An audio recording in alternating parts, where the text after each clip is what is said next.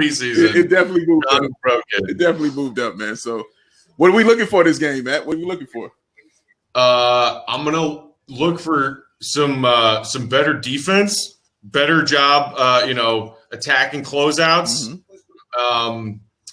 and some semblance of offense from Wendell tonight wouldn't be like I said. I didn't mind him chucking up and bricking 5 threes in their first preseason game.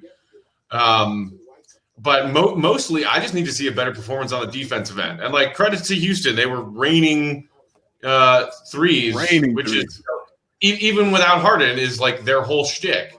Well, all right, and we have a miss out of the gate. Now, even just looking at that first possession, their defense was a little bit better. Just sticking to their men, switching on the pick and roll. Like even their defense just on that possession looked better.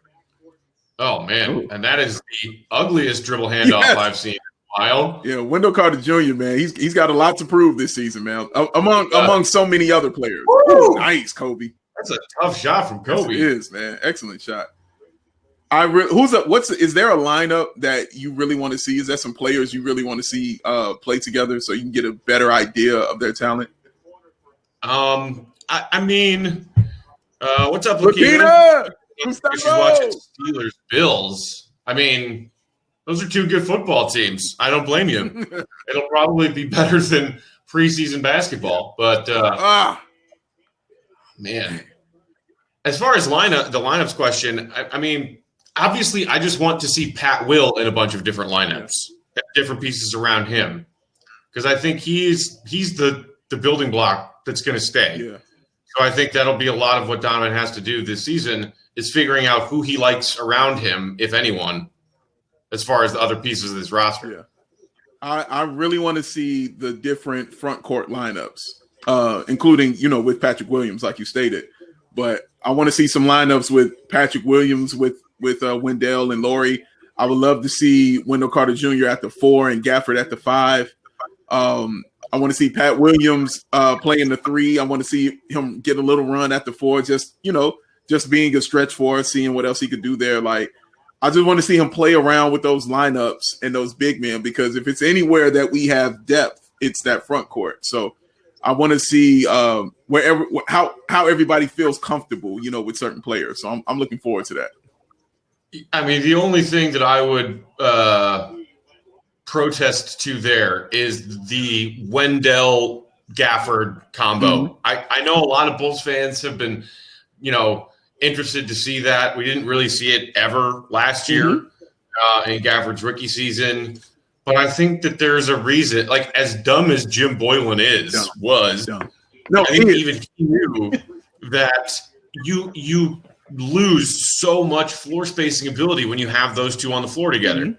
Like Gafford is great at setting screens and rolling to the rim and crashing the offensive glass. But he barely has a mid-range game, let alone stretching beyond the 3-point line. And as we saw last Friday night, Wendell's range, not there. So if you put them in the front court together, where's your spacing? You're right. I just want to see it because I keep saying, I think he's playing out of position. I think he's better suited being a power forward. So I just want to see what it looks like. That's all. I just want to see it from my own eyes. And all your reasons are completely valid. Everything you said is completely logical. But it's just I would love to see a Patrick Williams, Wendell Carter Jr., Gafford, just to see it. I just want to see it. So, blocking foul or a charge or no foul and just out of bounds on Kobe? Nothing. What? That's wow. Now, am I crazy, or does Kobe White have new tattoos? Do I not remember him with tattoos last year? Are those new? No, I think he had tattoos last year. I think you might not be crazy. Those might be new. All right.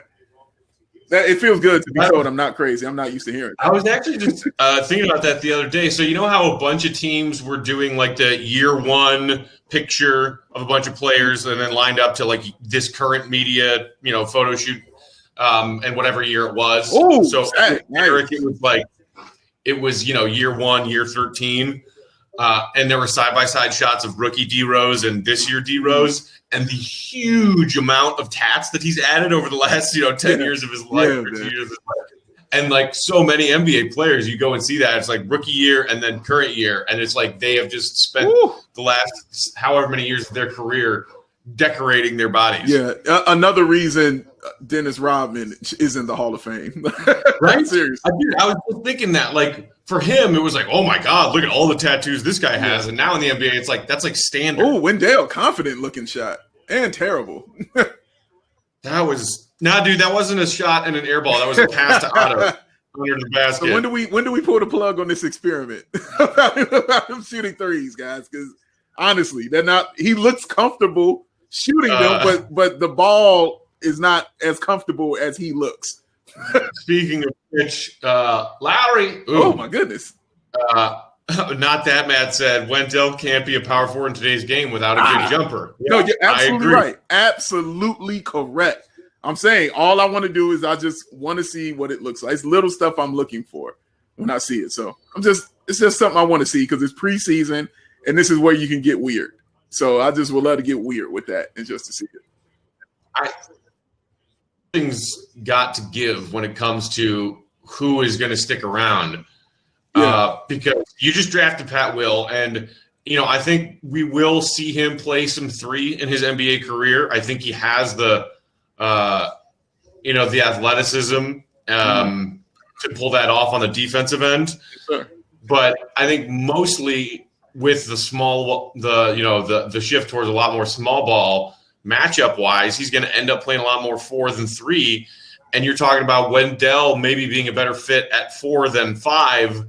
And then you got Lowry. So it's like 3 of your most important pieces that you're trying to figure out all are log jammed at the same spot, basically. Yeah.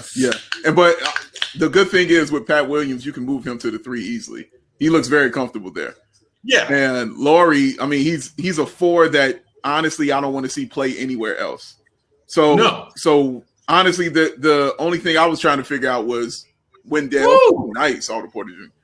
Only thing I was trying to figure out was just Wendell. But again, everything you guys are saying are correct. Don't have a jumper, you can't play the 4. Can't stretch the floor. Oh my God, can't stretch the floor if you don't have a 3-point shot. I mean, all these things are accurate and true. So yeah, he's got a lot to prove, man. Because him playing the 5, I mean, like I said, he's been solid. Being a 10-10 guy, but man, those big guys just really work him hard. So yeah, we got to figure that out, man. And shout out Jimmy Collins, bro. Can you imagine what John's going to be like tonight if Wendell has another bad game? I imagine what he's like right now. Dude, he's freaking out right now, dog. It's going to be must-see TV, man. Make sure y'all tune in to that, bro. Like, it's going to be must-see television, straight up. Gustavo says the Archie man bun. Yeah, Archie, you know what? Archie has gone with a lot of different hair looks since we've been following him since, being Bulls outsiders. And he hasn't missed, in my opinion. I don't think he's missed with a look yet. Like, he's taking risk. And I like a guy who's willing to take a risk with his hair. So he's doing that, and I ain't mad at him at all. Wendell Carter Jr. needs to learn to love being a 5 or find a new home. Ooh, dang. Cold blood. Find the fish or find new jobs. Oh, my goodness. I was just going to say, sir, it's not a fish. It's a mammal. Well, excuse me, Ms. Jacques Cousteau. Yeah, we're going to do that from time to time, guys. We're going to go off on tangents on movie quotes. This is going to happen. But again, this is why you love us. Because this is how it's going to go down, baby. Sometimes you just need to chop up the ugly basketball with some Ace Ventura pet detective. Yeah, it's what happens. Hello, Captain Steubing. Permission to come aboard, sir. Hour Gopher and Doc. Oh, you're right. This looks so amazing. Do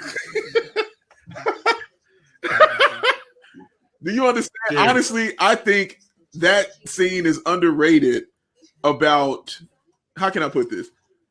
It's underrated as a pro animal, like, what's the word? PETA.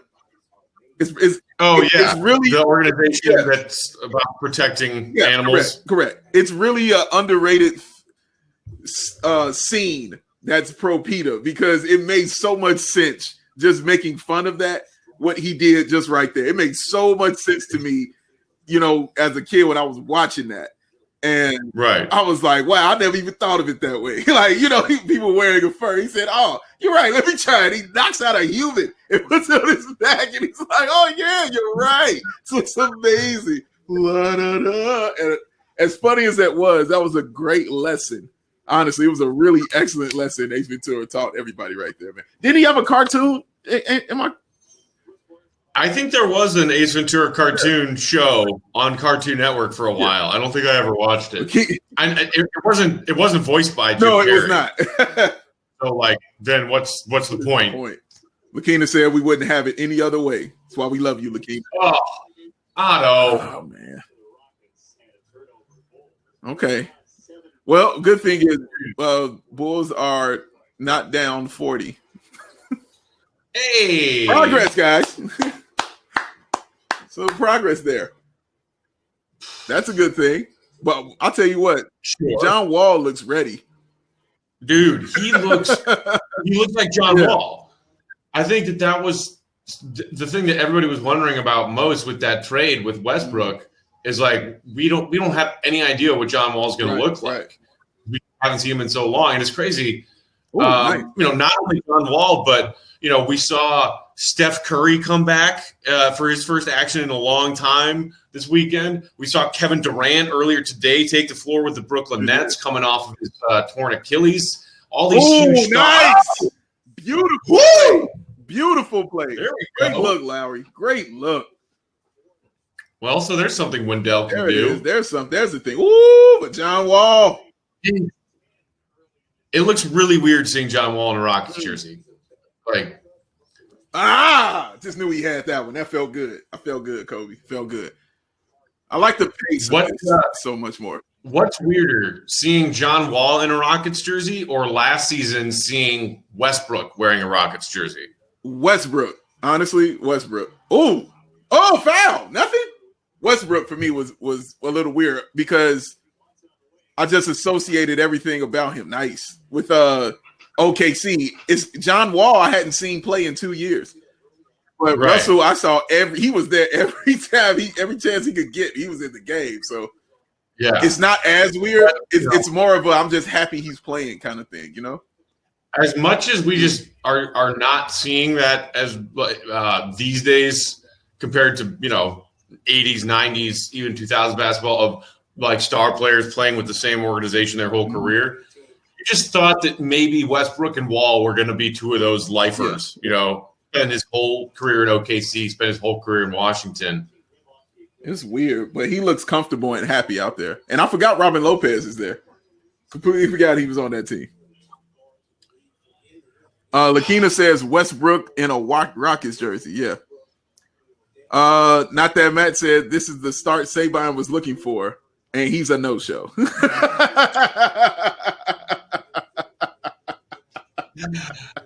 He'll be here. He'll be here, man. He has husbandly duties that he has to attend to. He's got to do his thing. He says the Ace Ventura reference. That's why I'm here. Yes. Got plenty of those in the back pocket. That chamber's never empty, baby. Nice defense. Well, that one was pretty ugly. Terrible recognition, Otto Porter Jr. What? Seriously, terrible recognition. You tried and save an air ball? But it got blocked. That's why he tried to save it. It got blocked. It did. Oh, I thought it was just an awful shot. No, it got tipped by Zach. Instead of letting it go out of bounds, being Bull's ball, he tried to save it and failed for no reason. And here's Pat Williams in, and he's in at the 4, just like I said I wanted to be. So I'm very excited about this. Yeah, subbed in for Lowry. I mean, I think that's the most logical first step if Donovan's evaluating this roster because he sees Wendell as this team's starting center and Lowry as the 4. There's a 3. Nope. Let it go. Let it go. I think you're going to see some interesting, clever passes from behind that backboard now that nobody's there. And I saw that with Chris Paul in the bubble when he. You mean without all the camera people along the camera people, the cheerleaders, all those things not being there. Guys going to have a little more room to do stuff. There you go, Zach. Draw the contact. And one. Yes, there you sir. Night. All night. Give me that all night. Not like the style of his braids here. It just looks different and weird. Like I don't believe you're a good basketball player when I see your hair braided like that. That's for real, dog. Like for real. Nice play though, Zach LaVine. He's the only one of the Bulls who looks like he's in, midseason for like he's ready to play basketball for the regular season. He's the only one I've seen so far. Pat Williams, I can't say it about yet because he's a rookie. So right, and we don't really know what the scale is yet. Oh, nice rebound. Look at that rebound right there. All right. Survey. All right, we'll take it. What do we hear? Wendell Carter Jr. needs to set those screens with purpose. Otherwise, he's just clogging up the lane. Sure. I'll take that. Jacob says, is this going to be for every game this season? Well, Matt, you go ahead and take that, sir. So here's what we're thinking the plan will be moving forward. We won't do the entirety of every game. Maybe sometimes if we feel like it, we'll do the whole game on Hot Mic and post game. But what we're thinking is that we'll hop on at the start of the fourth quarter and then watch the game with y'all through the fourth quarter and then go from the fourth quarter into like a 25, 30-minute post-game show outsider style. So kind of combining watching the tail end of the game with you guys and then going into post-game thoughts after that. That's what we're going to do. Says the three amigos need their third amigo all the time, and he'll be here. John's just like, oh, I have a wife I have to take. And we're like, nah, Bulls are our life. We'll do it. All day long. The Bulls are my wife, John. The Bulls are my wife. I need a t-shirt that says that. The Bulls are my wife. And Gafford subs into the game. Not that Matt says we've got a guy on the bench that sets great screens. Excellent, sir. Excellent. Well done. Well done. Matt, that's your first warning. That's well done. We do have the power to kick people out of here. This is true. This is true. That's very excellent. That's very excellent. Hell yeah. None of my friends watch Bulls basketball like I do. Thank God for you guys. Well, thank God for you too, Evan. Appreciate you hanging out with us, man. Hey, and you know what? Oh my goodness.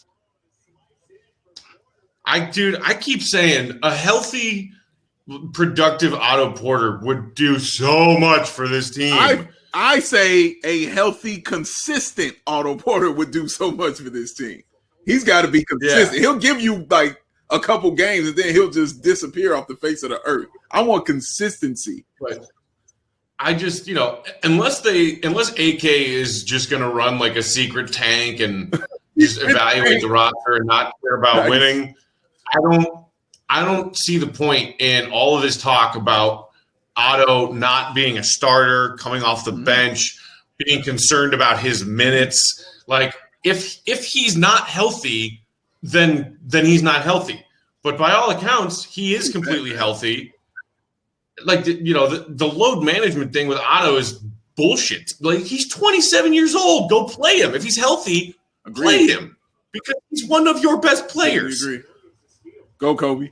Oh! Recognition. That is a point guard recognition play. I loved what I saw right there. That was an awesome play right there. Great recognition. Oh, look how good Felicio looks in a warm-up. Honestly, I'm a little disappointed that you didn't yell Connie Hawkins when Gafford stuffed that preseason, Matt. You can't get it in preseason, baby. What's up, Taylor? You're not getting that all early. Too early. Tyler, what up, baby? Tyler, what's going on, man? Welcome to the party. And also, guys, if you want to even go even more in depth with the party, you can come on and join us. Just go ahead, click that big old sexy button right in the middle of your screen. Click it. It'll allow y'all to give us a small donation and come on and talk with us and hang out for a while, man. We would love to interact with y'all. We would love it. We would love to interact and see your faces. So click that button. The more, the merrier. Yes. We had Salvadome hanging out with us on Friday night. See, you come on, you get a cool nickname. That's just really how that works. That's really how that works. Gus said Otto trying to get that money. Yeah, dude's playing in a contract year. Yeah. And I think everyone around the league is looking at him as being one of the most overpaid guys in the league over the last couple of years based on production versus salary. But he's still, as I said, only 27 years old. He has one or maybe even two lucrative contracts in front of him, but he's got to prove that he's still a player worth paying to do that. Very true. Great point. And even looking at the other side of it, let's say the Bulls aren't playing well.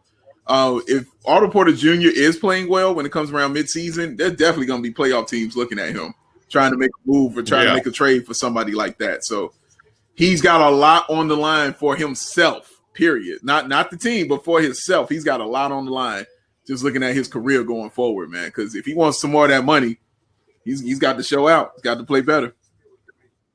True. Thesis fan, what up, dude?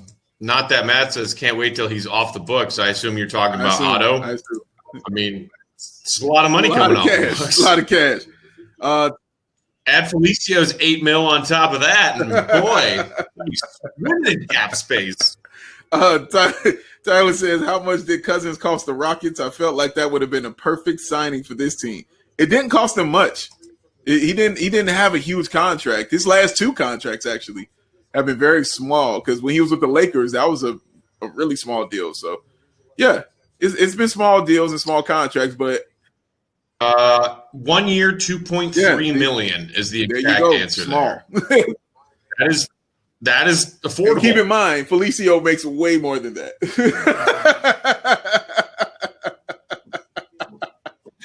I think my favorite one last year was learning that Felicio made more than Montrezl Harrell, who was the sixth man of the year. Crazy? That's crazy, dude. Honestly. All right, cool. I'm happy just chilling on the bench. Like, seriously, dog.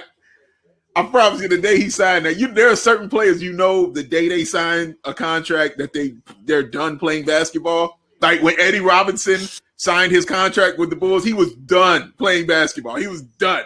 I quit. He was going to cash that check, period, dog. Like, it's certain players like that. Oh, there it is. Wow, that was some pretty atrocious transition defense from the Bulls just now. And the great David Nwaba is on the floor. Lakina said that's a bargain for Boogie. Bargain for Boogie. A turnover by Kobe White. We're going Boogie bargaining. We also got to figure out. Oh, Archie's in the game early too. We got to figure out, or I should say, Kobe White's got to figure out his comfort because I know they want him to be. Oh my goodness, they just ran right into him. Yeah, way to step in there. Yeah, what you shaking your head for? You bulldozed him. Like, no, I didn't do that. Yeah, you did. Like, we're looking at it. Sure did. That's a charge every day of your life. But Kobe White, he's got to figure out his comfort, man. I know he figured it out towards the middle of the season last year, but he's got to do that a little earlier now. And I'm not saying he's got to do it here in the preseason. I'm just stating the point that he's got to figure out his comfort level. And I know he wants to be that great facilitator. Can he be? We don't know. We're gonna figure that out. But the things we know about him is he can put the ball into the basket. He can definitely get the rebound and start the break. And he was great at that.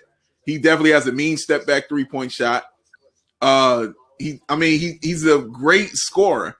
Now, all those other things that come with being a great point guard, we're gonna figure that out this year. But I don't want him to lose what he's good at, trying to, do stuff that he's okay at. And I don't know if he's going to be good at being a facilitator or not.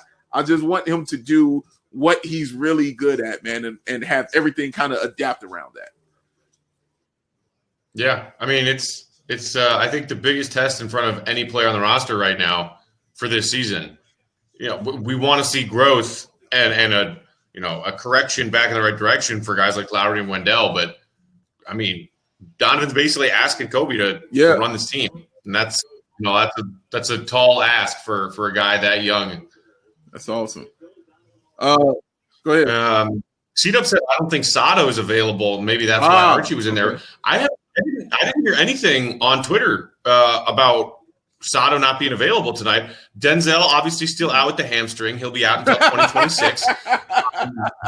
And the other player that we heard was unavailable was Noah Vonleh, who is in the league protocol, but Donovan was pretty vague about it. It didn't say specifically if it's in like the COVID-19 protocol. Maybe he registered a positive test today or something. But those were the only two that I knew for sure as far as, updates from Bulls reporters today about being unavailable. So I don't know what's up with Sato not being in the rotation. There you go. Oh. No, good for you. Hutch, running in transition. There you go. Yes. That's basketball. That's basketball, ladies and gentlemen. I just saw a basketball play by the Chicago Bulls. Oh, my God. I am excited. That is awesome. Look at that. Just a nice transition drive and just dish. Simple. Like, just simple stuff. Nice shot. Oh. Inconceivable. Here's a tweet from Casey just now. If you're wondering why Archie in for Sato, it's because Sato isn't at the game, has an excused absence confirmed by Bulls PR. Okay. So there you go. Gustavo, young Scottie Pippen, get out. We're going to do this. Not that Matt said Kobe is who he is and should stay that way. Dudes don't develop into facilitators. Be who we drafted you to be. So you're saying Matt Nagy would tell him to be you? We'll let that slide today because they won. I hope Zach's okay. Zach did slip and go down on the floor and then went out the game. Yeah. So we got to basically, if anything's wrong with Zach, his preseason's done. I'm gonna tell you right now, like we're done. Yeah. They'll play him in the preseason. Like I don't. If anything's wrong with Zach, my preseason is also done. Larry said, "Tell John it's safe to come back. A couple of our guys can play tonight." Come on, Larry, you got to hit me when it's that wide open. Okay, I gotta keep reminding myself that it's preseason. I gotta keep saying that because that's exactly what I would have said in the regular season to him. Tyler said, "How many Bulls players make more than Cousins?" Ooh. This is sad. Doesn't Archie make like 1.8? I wonder why there weren't many suitors. I think Archie actually makes more than that. I think he makes like 3. I'm pretty sure the deal he signed was 3 years, $9 million. Yep. So Art, which if that doesn't give you hope that anything is possible, I don't know what does. Oh man, and let's go. There go Nwaba, baby. I believe that was Chandler Hutchison's man who didn't box out. Yeah, got inside on him. Yep. Got inside on him, man. But Dave, I've heard all these things about how Chandler Hutchison is such a great defensive rebounder. I've heard this all the time. You, man, people make fun of Wendell Carter Jr. saying we don't know his skill. I kind of feel that way about Chandler Hutchison. I don't know what he does well. I know what he can do. He did just kick out for that Levine 3 in transition a couple minutes ago. So we know he has at least an assist in the box score tonight. Arch, what are we doing? What happened? Now looking up close at Arch's man bun, I don't know if I'm a fan of it. just getting that quick up close view. I like the risk. I do like the risk, but I don't know. But I hate it, that look that so many athletes are rocking these days. I feel like it started over in European soccer leagues. Like Euro soccer players are all about that look where it's like, we're going to shave the sides and the back, but we're going to keep the long crap on top and put it in a man bun. Like and so it's like it's the 20, it's the millennial version of the mullet where it's half business and half party. But instead of front and back, it's bottom and top. It's fucking stupid. Matt Peck's hair tips, yes. Like, hey, if you want to rock a man bun, rock a Joakim top knot. That's the one that pulls it off quite nicely, man. He pulls it off nicely. Tyler says the Bulls got the all hair lineup in there with the man bun, the Hutchin line, and the Williams Pro, and sprinkle that with a little distinguished white. Very excellent point, sir. Very excellent point. I'm not even mad at that. Gustavo says I'm. Yeah, that like the Dennis Schroeder patch in the front. Gustavo says I'm glad I'm bald.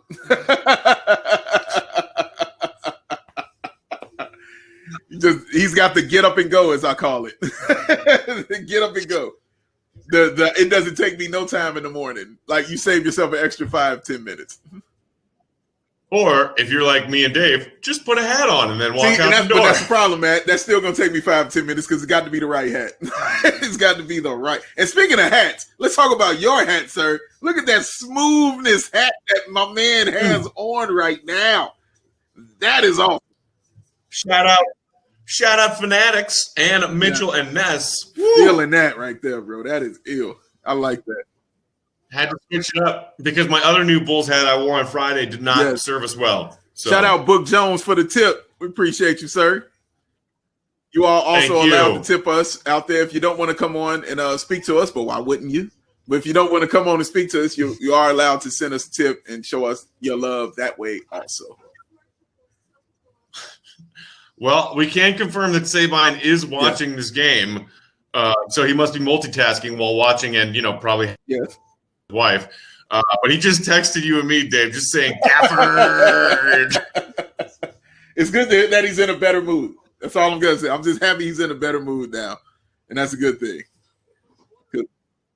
Yeah, I don't know what happened to John earlier in the day Friday, but nothing good, man. Good. It wasn't going down. It was Gafford, 4 points, 2 rebounds, and a block. I mean, that's what you like. That's what you're gonna get. You like that's what you're gonna get, man.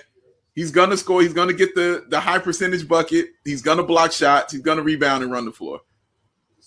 It's just good. It's just good that to have that. You know what I'm saying? That ability. Your team. It's just great. Yeah. So, all right. Oh. Yeah. Oh, look at these mad dribbling skills from Arch. Yeah. Take it to the hole. Yeah.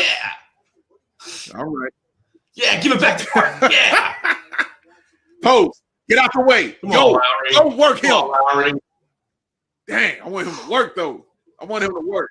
I like the play. I do like the play, though. I like the play. Right. I mean, because if he can knock down that, step back elbow jumper, like the Dirk shot at 7 foot. Nobody's blocking that. What is that? What was that? Oh, nice. Oh, nice cut, that Will. Listen, excellent vision and excellent decisions is what you just saw right there. You saw the vision by Otto Porter Jr. and Patrick Williams not stopping but continuing to move without the ball. That's stuff that you're not supposed to really know at 19. Seriously. Right. And I mean, that was a play built by 2 players who, one, AK and Donovan, and everybody's been praising about how great Pat Will is already moving off the ball. So you saw him make that, see that read, make that cut. And Otto Porter Jr. Remember last season when we just watched an entire season of god-awful basketball where offensively this team had no movement and no vision? Otto Porter Jr. can see a court, and he can see people making cuts. So many times last season, it was like somebody on a rare occasion, if they actually would try and make a cut off the ball, whoever had the ball didn't fucking see him. That is fact. All I want, Matt, like I keep, is the consistency. That's all I want, man. That's all I want from him. Everything about his game is veteran play. Welcome to the league, son. That's all that was. Welcome to the league. It's all good, but he'll be fine on that. He'll be fine. But pretty sure Kendall Gill pulls that move on his kid when they're playing. Boy, that clip of him showing his kid that he put up, his kid, giving him that work. I was like, if you watch it, I promise you, if you watch that second bucket, the second to last bucket he hit before he won, that's when Kendall knew it was over. Just watch his body language when he hit that shot. He knew it. He was like, uh-oh. He was like, uh-oh. My kid is about to whoop me right now. I hope he don't take all my money. But I loved it even more when he posted the rematch a couple days later. Where I didn't see that one. I didn't see the rematch one. I didn't see that. Oh, dude, go find it on Kendall's Instagram. Is it titled rematch? It's just straight, just Kendall. Okay, I'm at to look on Instagram then, because I'm sure he put it on there too. You're gonna put up. You want to put your victories on every platform. Oh, Oh, Lowry, there you go. Like it. Wow. Yes. God. Lowry, yes. I mean, I love the drive. I love the drawing of the contact. But can't you finish that for an you and are 7 one? feet. Come I agree on. with you, Matt. Yeah, It's such a you are 7 tease. feet. I agree with you, Matt. Ugh, little fella. Yeah, you got to finish that, bro. You got to finish that. Yep, you got to finish it. Got to finish that. I love that, though. I love that. More of that. More of that, man. Turns out we haven't seen it in a million years, but there's a reason we all thought that Lowry could put the ball on the floor and get to the hole because he can. Just a thought, just an observation. He can put the ball on the floor and get to the bucket. No, Boylan wants him to get the rebound and start the outlet. That's what he wants. Go stand in the corner, Lowry. Sorry, I did it to myself. Yeah. All right. Self-preservation, Dave. Yeah. Had to do it to myself. Not that Matt said, is Lowry using the pass to set up the run? Hey, shout out David Montgomery. Shout out David Montgomery. 80-yard touchdown. That was quite awesome to see, Matt. It really was. That was really on the first play. And it set up everything. And Tyler wanted to ask us about the Bears uniforms today. That I like them. I liked them last year. Them. I mean, when they're from 1936. I mean, so I have historically I don't like them. but they look nice.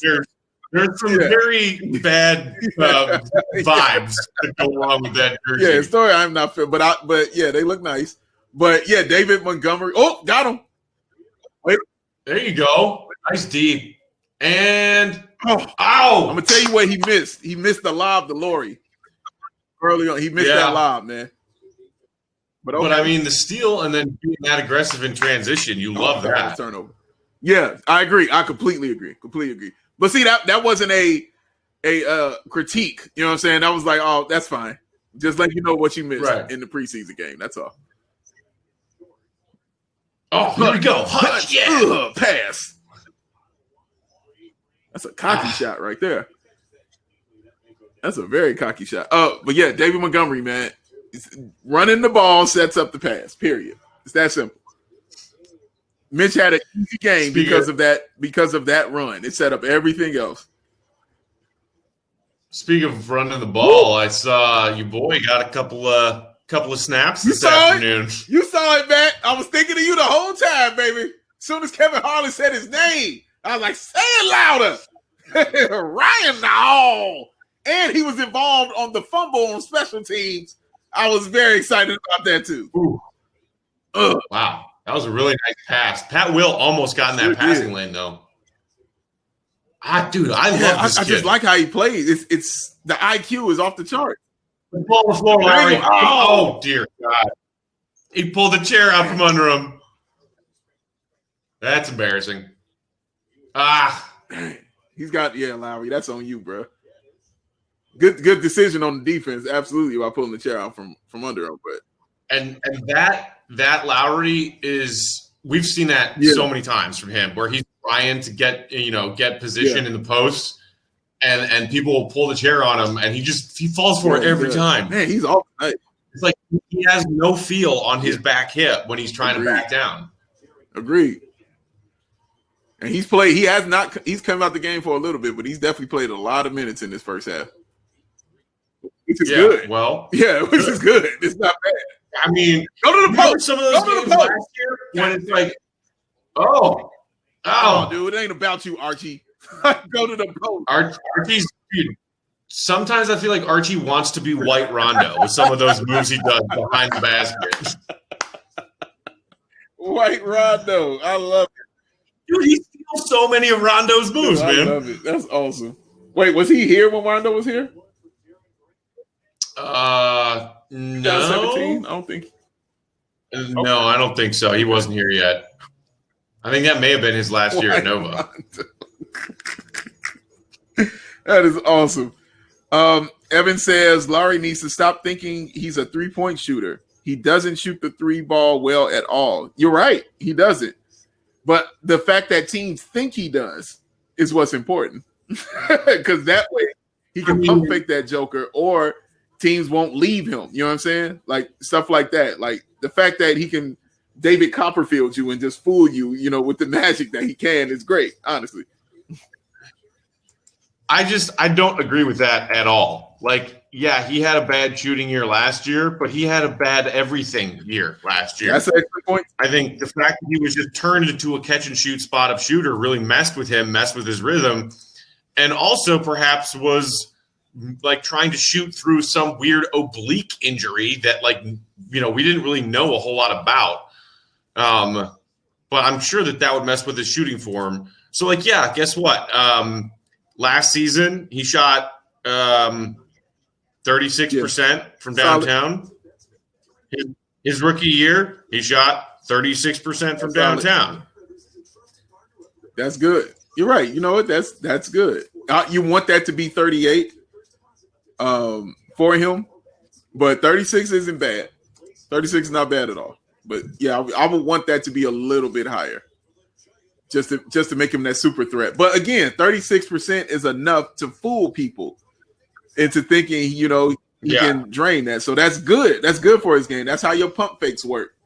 That's how teams, that's how it helped Zach LaVine when he's trying to drive to the bucket and they don't want to leave a shooter. That kind of thing helps. So right. Yeah, I'm glad that's what's going on. So, yeah, let me clear that up real quick. So he shot 36% in his first 2 years, and then last year it dipped down to 34. Of course it did. So, he did not.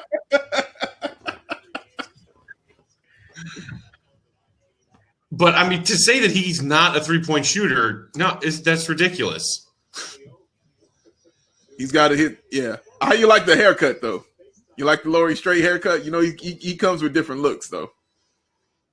Dude, I kind of miss the long crazy curly locks. I did Lowry. like crazy lock Lowry. I did. I liked it.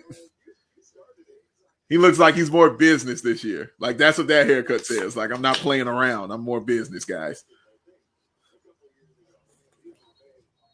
I do not disagree with Evan's comment saying just go to the damn basket. You're 7 feet tall. Yes, okay. I agree. Yeah, and make the shot when you get to the basket. Right.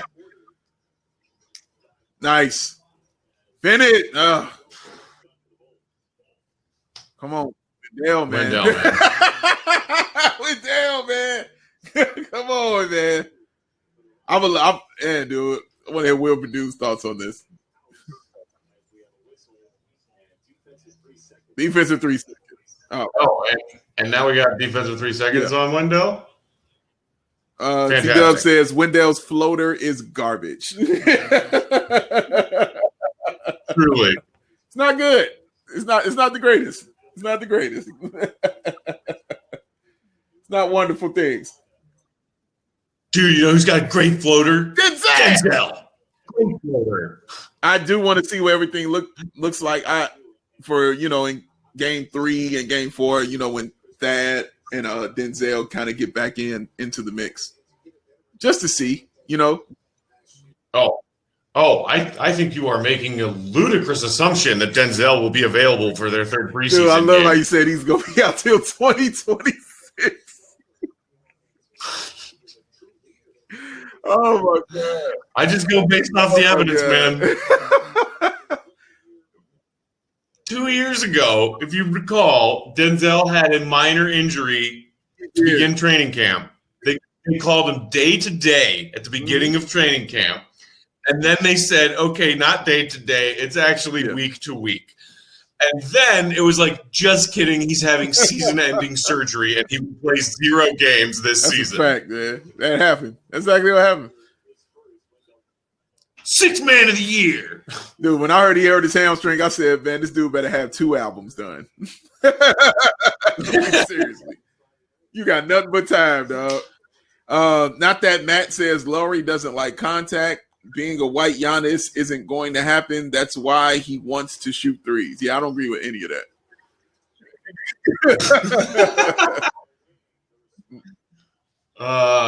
I don't think I've ever heard the white Giannis comp for Lowry before. I don't know if there is a white Giannis. Like, to be real with you. No. Ooh, the Tars. Thank you. Woo. There is a white Rondo. Yes, though, we've as established that's the right Rondo. Yes. C-Dub said, does he even use his hamstring? I don't think so. Oh yeah, that's a fact. You pushed him. Yes, you can't do that. What are y'all surprised about? You're on camera. We see you. Oh, beautiful. Nice pass, beautiful. That great was awesome. play, man. Great pass and great seal by Lowry on that. Great job. And hey, Lowry didn't miss the dunk. He did not miss the dunk. He did miss the dunk.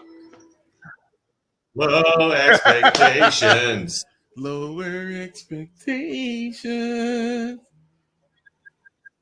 Come on, Zach. Oh, Zach's back out. I feel better. Ooh. Yes. Automatic. Mid-season form. Great screen, Wendell. Yeah. Man, Zach got 15? Dude, for real? Like, I didn't even know. Like, dang, that's amazing. Yeah, dude. When he subbed out at near the end, like a minute left in the first quarter, he already had 12. Yeah, he's impressive. Hey, good defense. Good defense, Bulls. That was their best defensive sequence since the opening tip. Much Excellent better. Job. Excellent job. Is that Jeff Hornacek on the bench? Nice. Could be. Finding himself a new home after getting just abused by the New York pass, Knicks. Man. Oh, that was a beautiful pass. That's a beautiful pass. It really is. I mean, Dave, we've only got 5 minutes left in the second quarter, and knock on wood, we aren't even down by 10. Yeah. We're only down by 6. Is that Nishka? Hello, Nishka. What's happening? Hey, guys, how are you this night? This night, we feel wonderful. We feel great.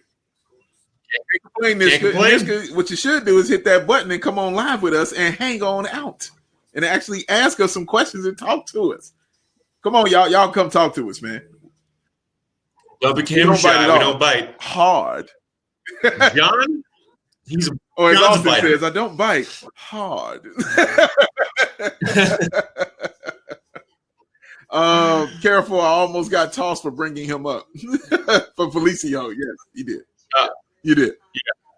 I'm guessing no. Felicio was a DNP. He was, on Friday, it was glorious. It was glorious, Matthew. Glorious to see this dude get warm. I love how, even though it's a preseason game and Donovan and everybody, empties their bench at the end, he was still just like, no. No. We seeing there dudes I ain't never seen before, and I'm like, Felicio is like, nah. Oh my God, dude! When the Bulls' official Twitter account was posting Felicio highlights from training camp, I was like, guys, can we not? Let's all be realistic here and admit what's going on, because all we think is that you guys are dumb when you try and shove Felicio training camp floaters down our throats. Yes, absolutely. And Felicio out here grinded. Yeah, okay, cool. Tell him that he doesn't have to put on a jersey ever again. And we really mean that. Like, that's not even a joke. Like, ever again. He doesn't have to be here. You don't have to put on a jersey. We good. We're all right. Everything's fine. Dude, he's going to be backing up Zion in New Orleans next year. Guards going to be like, hey, Felicio. Hey, big boy. I need you down here. Dude, I'm sorry with you. They should look for that trade. Oh. There's tack one more on the Outsiders theme song. Thanks, NBC. But another, I loved your tweet about it, Matt. When it first came out, I was like, this is so Matthew Peck. This is great. I love that tweet. I laughed so hard. So something funny happened there. I saw, our friend Danny, who's the one of our friends over at NBC Sports, who does all the booking and is like, the logistical wizard over there. She liked that tweet of mine and then unliked it because I'm pretty sure she just read the first part that was like, shout out NBC, and then read the snark that it ended with, and she was like, oh, he's making fun of us. Yay! Oh. Ooh, big shot. Oh my big goodness, shot, man. House.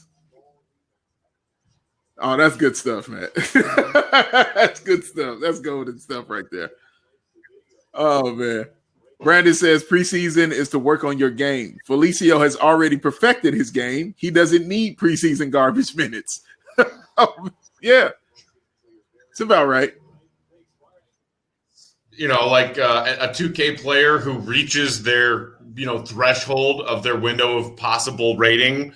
Like Felicio's topped out at a 68. So like he can't. You're right. He's perfected his game. He can't get any better. He knows what he is. Nice, man, Kobe, dude.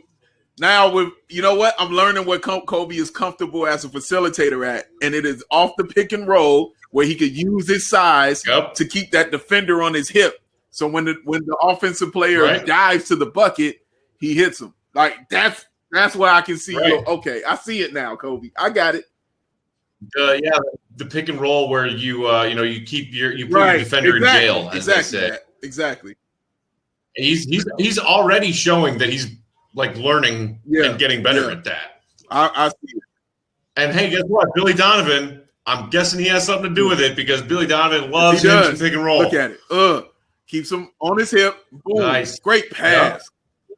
And perfect placement on the bounce pass too. Where all he had to do was just float to the rim. Excellent play. Excellent play, Kobe White.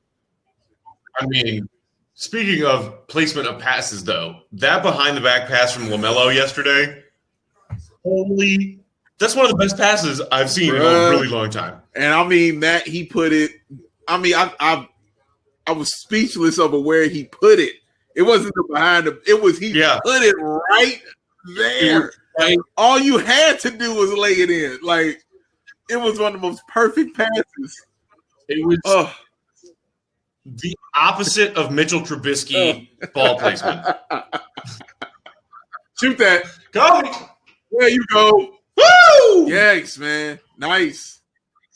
Sure didn't even move. Seeing Kobe's game come together. I'm seeing it. I like it. Coming together. Keep it together. That's both fingers. Yes, it is. Awesome movie. Bro said, "Good work if you can get it. I'd sit on my ass and watch the Bulls from the bunch for half that." Yes, I would. I mean, half, like, dude, take 75% off of that salary. I'm still sitting there. I remember sitting there thinking at the charity gala that we went to last year, and Felicio was sitting at our table, and I remember having these conflicting thoughts. We were like chatting with him and getting to know his girlfriend a little bit, and they were very nice. But I was like, I can't believe this motherfucker is a millionaire.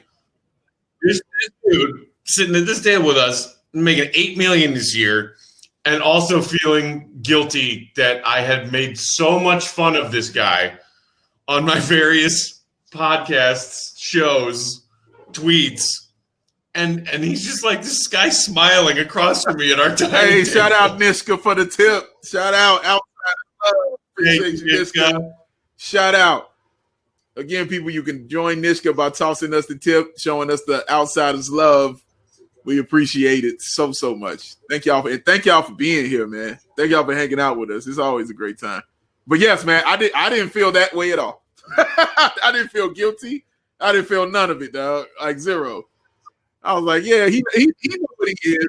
I felt more guilt about a different human being's feelings because he know what he is, Matt. Like, what are we doing? Like, it's not like we told lies. Like, we know what you are. Come on, dog. You happy to be here. I'm very happy to be here. I'm very happy to be here. Not that Matt said so Felicio has a great personality. No. I mean, maybe. And maybe he was just shy with us, but I think he said about 12 words the whole night. We mostly just talked. Oh my God. Yo, oh my God. Oh my sweet Jesus. Dude, he tried to wow. He tried it. I'm liking this dude a lot.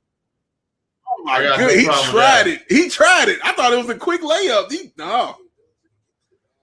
Ooh, that's an ugly looking form of a free throw. I'll tell you that. That's my first time seeing him shoot a free throw. I've never seen him shoot a free throw before. We got another text update from Sabine. Wow. Go ahead. He said we are the greatest team of all time. So I don't know if he's being sarcastic or if somehow Fred managed to drug him. Listen, he's on uppers and downers, man. He's on uppers and downers. I thought I was supposed to be the unbalanced, like he's taking your role. Man. He's taking your whole thing. He changed it up on you, man. It's the beard, Matt. It's the beard. That's what it is.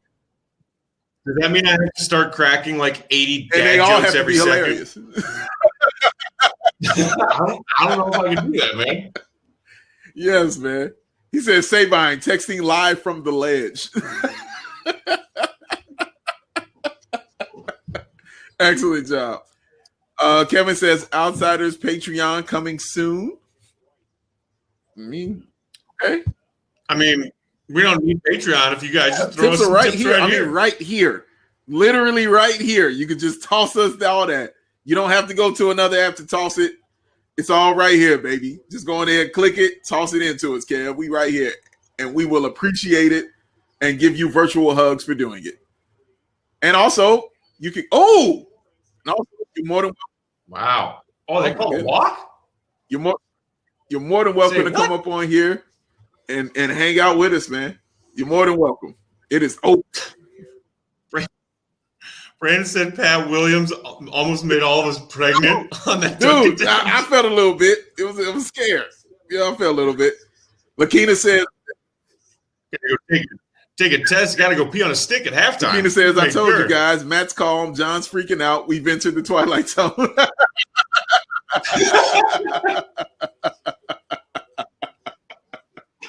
Hey, Kev, thanks for the tip, man. Thank you, Kevin. Appreciate your tip, bro.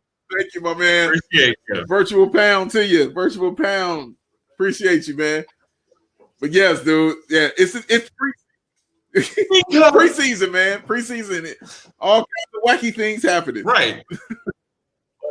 If I'm watching God awful Bulls basketball in a month, I'm gonna probably be upset about some stuff. But like, I thought it was the first preseason game, and John was like, "This is all garbage." Oh man, I'm so glad his finger's not on the button. Like seriously, yes, man. Because dude, like I couldn't get that. Like I understood everything he said made complete sense to me. Everything. He wasn't wrong at all. He wasn't wrong. But to be that angry and to be there, like throw it all away with trash. I can't get myself there after one preseason game. I just can't. It's not in me to be there after that. Can't do it. Can't do it. Cannot coach with him. And watch the game with him. Win with him. Can't do it. Can't do it. Oh, Mike Singletary. I promise you, if he won, that would have worked. Like that whole shtick would have worked if he was winning. Like, but the fact he lost, they'll never give him another position. They can't do it for that, and that sucks. Yeah, because he's a good dude. Oh man, Dave, it's almost halftime. What does this mean? You know what that means?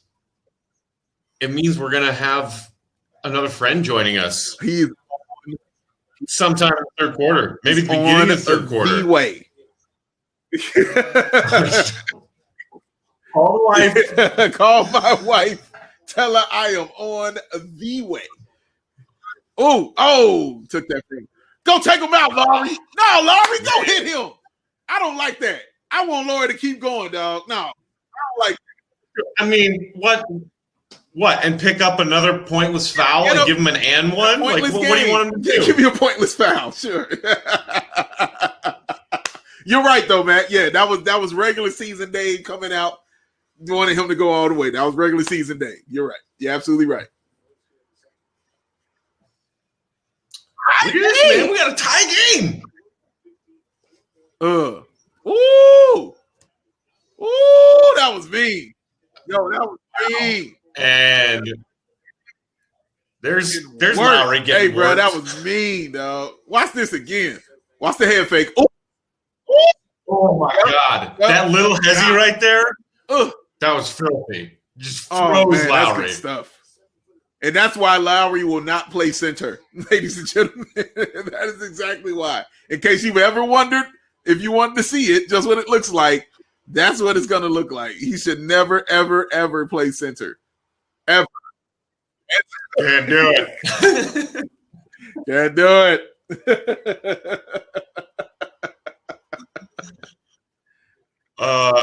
Gustavo, what are you talking about D Wade in the chat for? Oh, is that your guess as to who's going to be joining us soon? Dude, that would be just glorious. So. You hear me? To get that kind of royalty. Come on, Josh says Dave wanted Laurie to hip check him in preseason. Yeah, I kind of did. Bro. I kind of did, Jay. I kind of did, Josh. I kind of wanted to see that, dog. For real, man. Have time. We had halftime. Yeah. Tyler said Carter looks so out of place. I mean, did you try an Olympic swimming pool? Maybe he missed his calling. I don't know what's going on, but it's not looking great for Wendell in the preseason so far.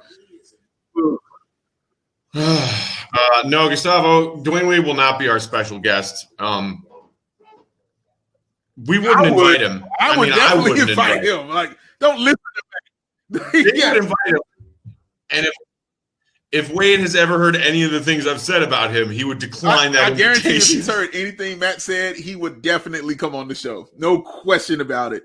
He would come on and he would change Matt's mind. And at the end of the segment, Matt would be giving him a hug. I promise you. He would hug him. But when you hug him, he would be slapping him on the back very hard the entire time. Did you see that Photoshop? D Wade dyed his hair that ridiculous green color. Somebody photoshopped Serena Williams behind him going like this with a tennis racket. That was brilliant stuff, man. That was brilliant. Yeah, that was a cool Gustavo choice says from Wade. Special guest appearance by Sabine's wife. No, I don't think Karen is that tolerant of the three of us talking basketball together. But I think you're right. Brandon says, so Gabrielle Union then? He would take Gabrielle Union on the show in a heartbeat. Yes, he would. Because he's a smart person. Yeah. Because much like D Wade's buddy Jimmy Buckets, I love me some Gabrielle Union, man. She is a phenomenal person. There's no doubt about it. Yeah. Anytime I see a picture of Gab Union, I'm like, I'm like Jim Carrey in The Mask when he's sitting in that, that lounge. Eyes pop out of his head and then his heart's beating through it. He turned into a wolf. Like, right. Yeah. That's me when I see Gab Union. That's good stuff. Oh, man. Halftime, y'all. Halftime. Take a little stretch. Visit the John if you need to. Visit the kitchen. Get some snacks. Get yourself a beverage. We'll come back for the second half, and maybe we'll talk to a four-time NBA champion.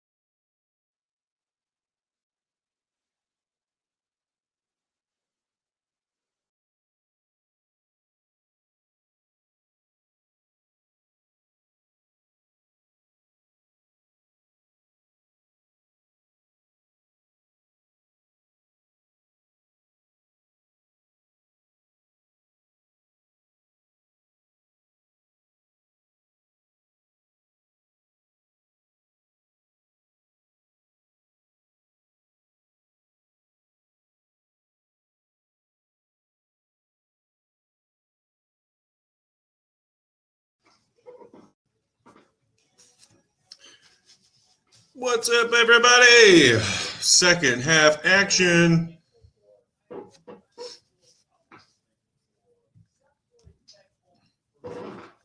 I think we had a Perdue sighting right before we came on, or right before I got back on. So hopefully he'll be back on with us in just a second.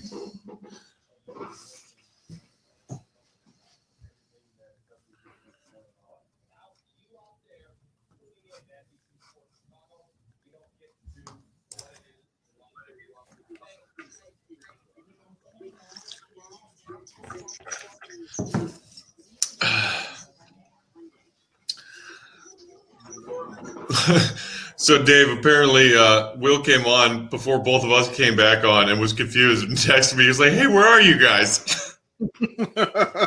That's right, I did. Hey, came on like the Terminator. What's up, Will? What's happening? Everything's good, my man. How was the weekend, big guy? Man. How about them Bears, baby? How about them? You know, can't get excited yet. Now that it's way too little too late, yeah, great. Mitch made a terrible defense look like a terrible defense. Well, what did somebody text? It took 4 years for them to realize they got to shrink the playbook and just do what the guy can do.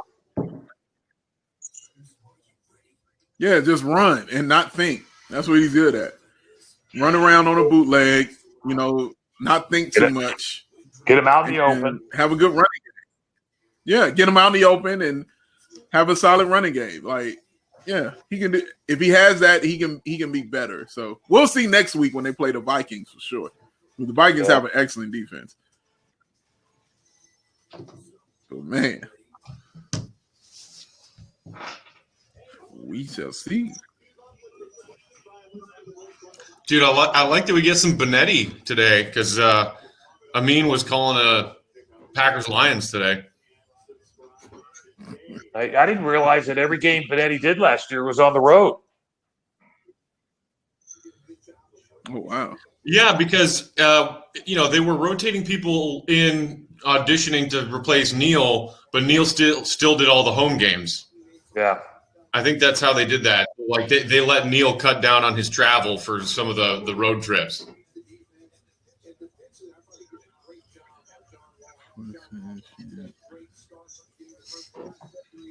William Perdue. Will, what do you think about that first half, man? Well, much better. I wish that, I think because Sabine was on the, he was ready to jump off the ledge that last game. I wish he was on here, but I think until he calms down. Remember when you guys first started working, I would call him Jason all the time? Yes. And one time he goes, dude, I've been here for like 6 weeks. My name is John. Oh, sorry, Jason. But listen, it's, we talked about it's preseason. Obviously, a couple things jumped out at me.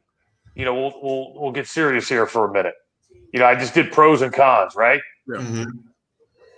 Their fast break, initial offense, and secondary breaks really good. And initially, and this is what I liked about Kobe when I saw him in college. I saw him play the very first game against North Carolina. I think he had like 5 turnovers in the first half. But how quickly he learns. I wrote down Kobe's aggressiveness. When he attacks the basket, we all know how good he is, how well he can finish against bigger players. But I saw him a couple times early struggle with the screen roll, but then later he figured it out. And he adapted really quick as far as whether he threw a bounce pass, chest pass, whatever it was, much better. It really jumps out, though, still is that initial line of defense. The perimeter defense is not good. The help defense is not good. But, people are like, well, they're doing much better, 56-53, but also the Rockets are still shooting a bunch of threes. They're just not making as many as they did the other night. So it's not like I'm sitting here going, man, this is such a different team. Yeah. It's just it's the same team, but, they're actually knocking down some shots. I like the offense. They're going quick. how about this one? How about the Bulls getting a favorable whistle? Yeah. I thought they were getting the benefit of the doubt on a lot of the calls, which I really like. Yeah. So, and Zach seems to be a little more engaged. He didn't get in foul trouble. Right. They're attacking the rim. Remember, I think Houston was up big points in the paint Friday night, was it not? Yeah. This time it's the Bulls. They flipped the script 18-8. They're just, and as I mentioned all that, the interesting thing that still sticks out about how much better this team can get, because I still think their shot selection is questionable at times. So Yeah. we've already seen improvement, because what was the one thing that Billy talked about after practice on Saturday? Lengthy film session. Because that's where I think this team's going to learn more than anything is the time they spend in the film room, and not also the film room, but taking this stuff home with them and working on it at home and constantly going over it. And just, you can do the same thing in the film room that you can do out on the floor. Repetition, it still works. It works on both sides. So let me ask you real quick, because I want you to explain the difference between on how players watch film. Because I'm sure there's an art to how you just watch it. You don't just turn it on and you see your mistakes. Like there's a science to how you watch the film, right? Yeah, so it's kind of interesting. My son was watching the game with me again tonight, and he was just like, "Oh man, did you see that?" And I go, "What did I miss?" He goes, "Aren't you watching?" And I'm like, "Yeah, but I was watching Gafford on that play, or I was watching Lowry on that play. I wasn't necessarily watching the ball." And with technology now, and this was just starting as I was finishing my career, you can walk into the video guy, which is Billy's son, by the way, and be like, "Hey, give me every play when I'm on the floor." And all they got to do is just every player is assigned a letter, right? So in my case, right. Will Perdue, all the video guy would do is just press W, boom. And that now they just take it, stream it to your iPad. Back when I was doing it, they could hit W, and within 3 minutes, I'm getting ready to leave, and he runs up to me and hands me the DVD, and I can watch all the plays with just me in the game. But the interesting thing is they'll be able to break this defense down and show about rotations, freeze it. Much like you see us do when we get there on the big board and we break it down and we have the cone and the dots, and the coaches will be able to do that, and they'll have it for the players, by tomorrow. And that's the other thing that they can do a lot of with everybody having an iPad now on the road. They talk about how by the time the game ends and they get to the airport and get on the plane, most of the guys can have that stuff downloaded on their iPad, and they can watch on the plane that night and watch the screen rolls, watch the mistakes they've made. And as we talked about, there's so many coaches now on the sidelines, they're all taking notes. And this guy's coming off the floor, "Hey, check this out, do this, watch this." Each guy's probably assigned 2 or 3 guys that they're kind of watching to take notes that they can talk about. And that's like you talk about, Big Dave. It's not just watch the game. Hey, it's, hey, and here's the other thing that people don't remember. People's mind, or should I say players' minds, they can remember a game verbatim over 48 minutes. And they can sit down and be like, "Hey, I need first quarter, I remember doing this, don't remember the time frame. Second quarter, this. Third quarter, this." And then you can take that stuff home, man. And that's the other thing. I don't know how many guys are like this. I was not a guy that could go home and just shut it off and just pass out. Right. I would just go home and go over the game in my head and not get to bed till 1, 2 o'clock in the morning. Even on a home game when maybe you roll in the door at 11. Yeah. So everybody's different, but that's most of these guys. They want to work on this stuff immediately, at least if they're anxious, about what they're doing and want to get better. Will, I like you said that pretty much all the players that make it to this NBA level have that photographic memory of how every play of the game worked for them, and they can recall it, because it completely nullifies all of that ridiculous praise that LeBron James gets, that I think is ridiculous. What? When LeBron's doing post-game and talking about, like, so this happened, and then this happened, and then this happened. And the media's like, "Oh, my God, I can't believe LeBron remembered all those plays." It was like, yeah, it just happened. Yeah, almost. You're not special, LeBron. He is, bro. Sorry. Correct that statement. In that regard, he is special, but the and that's the whole thing about. Let's talk about something real quick.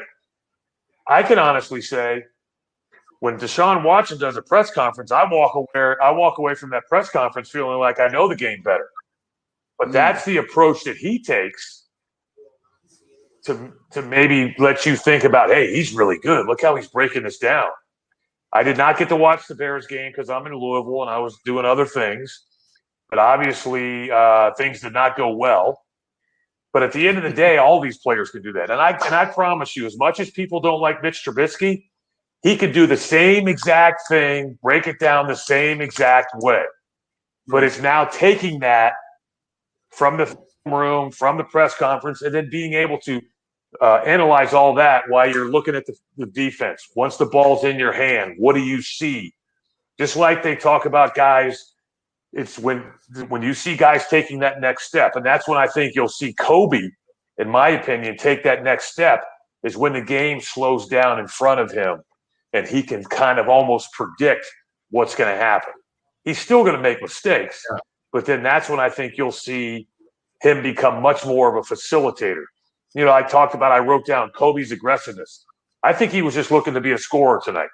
I think he was trying to set the precedence early, get the defense on their heels, and then once that happens, then he could be a guy that can then be later in the game be more of a facilitator, look to turn the corner, sees the defense, which you saw, I think, in that second quarter when he went back in the game, and then all of a sudden now he's picking guys out, the screen roll, guys on the wing. Yeah. We were admiring his usage of the pick and roll. Yeah, I tell you what, he did a really nice job, didn't he? And I'd love to. He kept the defender on his hip, had a really nice bounce pass to Wendell. Like, there were some nice reads from Kobe in the first half. And that pass to Lowry, yeah. But I also like to see more of that Lowry, Wendell Carter Jr. screen roll, because then you really put the defense in a bind when you got two bigs that can go big on big screen like that. And you got a guy that can come off the deck.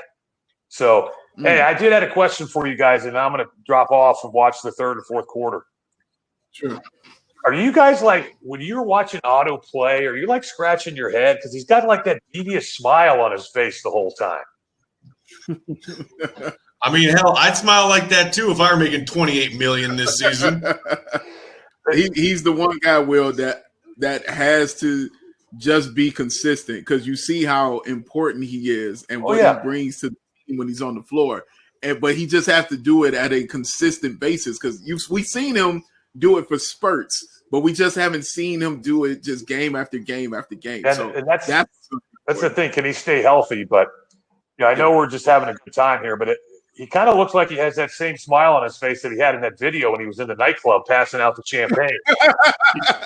He does. He's definitely always just smiling. Yeah. So maybe part of that's because he's healthy. Yeah, somebody who smiles a lot. I can't be mad at that. He could be happy to be out there on the court again, but and like he's made some nice plays in this game. He had 1 3. Will, you were talking about shot selection a couple minutes ago. He had one quick trigger on a 3 that Dave and I both thought was a bad shot. Yeah. But other than that, he's knocked down a couple. He had that one really nice pass to Pat Will when Pat Will, made a cut to the basket off a screen that was really strong, and that's what I think that this team was missing for all of Otto's absence last year, is just like a guy who has the ability to read the floor and make the right play, whether it's to take a shot if he's open or to pass it and who to pass it to. It's like it seems like so rudimentary, but it's noticeably different when he's out there just making the right play. Yeah, he's kind of like the stabilizing force for those guys.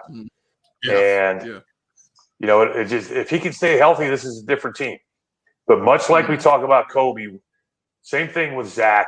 When both those guys really get better on the defensive end of the floor, both those guys do a better job of Zach commits a bad foul, anticipating what's going to happen on the offensive end, and Zach works on his shot selection. I mean, as good as Zach played, I could list probably 4 or 5 really what I called really bad shots. Yeah. Yeah. And until he can eliminate those bad shots, he's probably going to – people are always going to think about him as he's an empty calorie guy. But once his shot selection really improves, And then all of a sudden, I think people will, and he does better on defense. Then I think people will start looking at him a little differently. But, if they play like they're playing right now and they go, 30-42, I'll be okay with that because it's entertaining. They're giving themselves an opportunity to win games. They'll learn. It's just that now they have to, much like we saw last year and the year before, they still have to learn how to close. And I mean, isn't outside of Otto, isn't Zach like the second oldest player at 25 or something? Yeah, something like that. Well, Thad Young, who's like a million, but Thad old is John. All right, but here's the last thing, and I'm going to slide out. I wrote a little note on the side. Wish we still had Nwaba. Oh, well, don't do this. Don't feed into the Bulls Twitter obsession with David Nwaba. Yes. It's like we let him go, and Bulls fans thought we let MJ go. I'm not comparing him to anybody, but what I'm talking about is like, I'll give you an analogy. Like when I go to the store, I can buy the high-priced wine. Remember we talked about last week? I can take a right and pay 6 cents more per gas on the right side than if on the left side.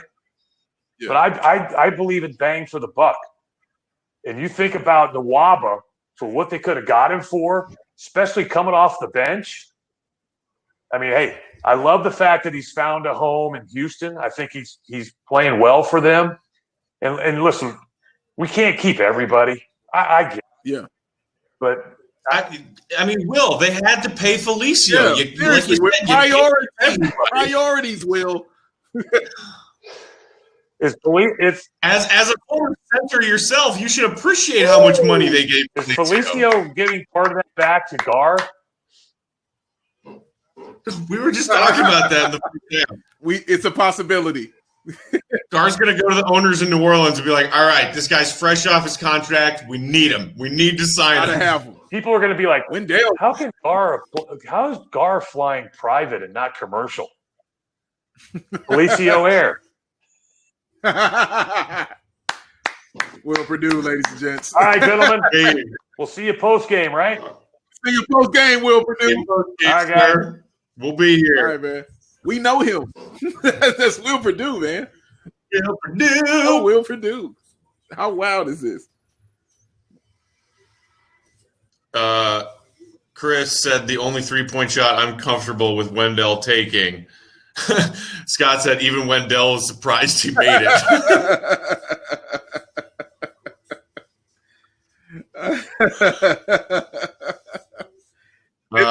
Nishka said Lowry's shots looking rough. Yeah. I mean, we were having a conversation about Lowry in the first half.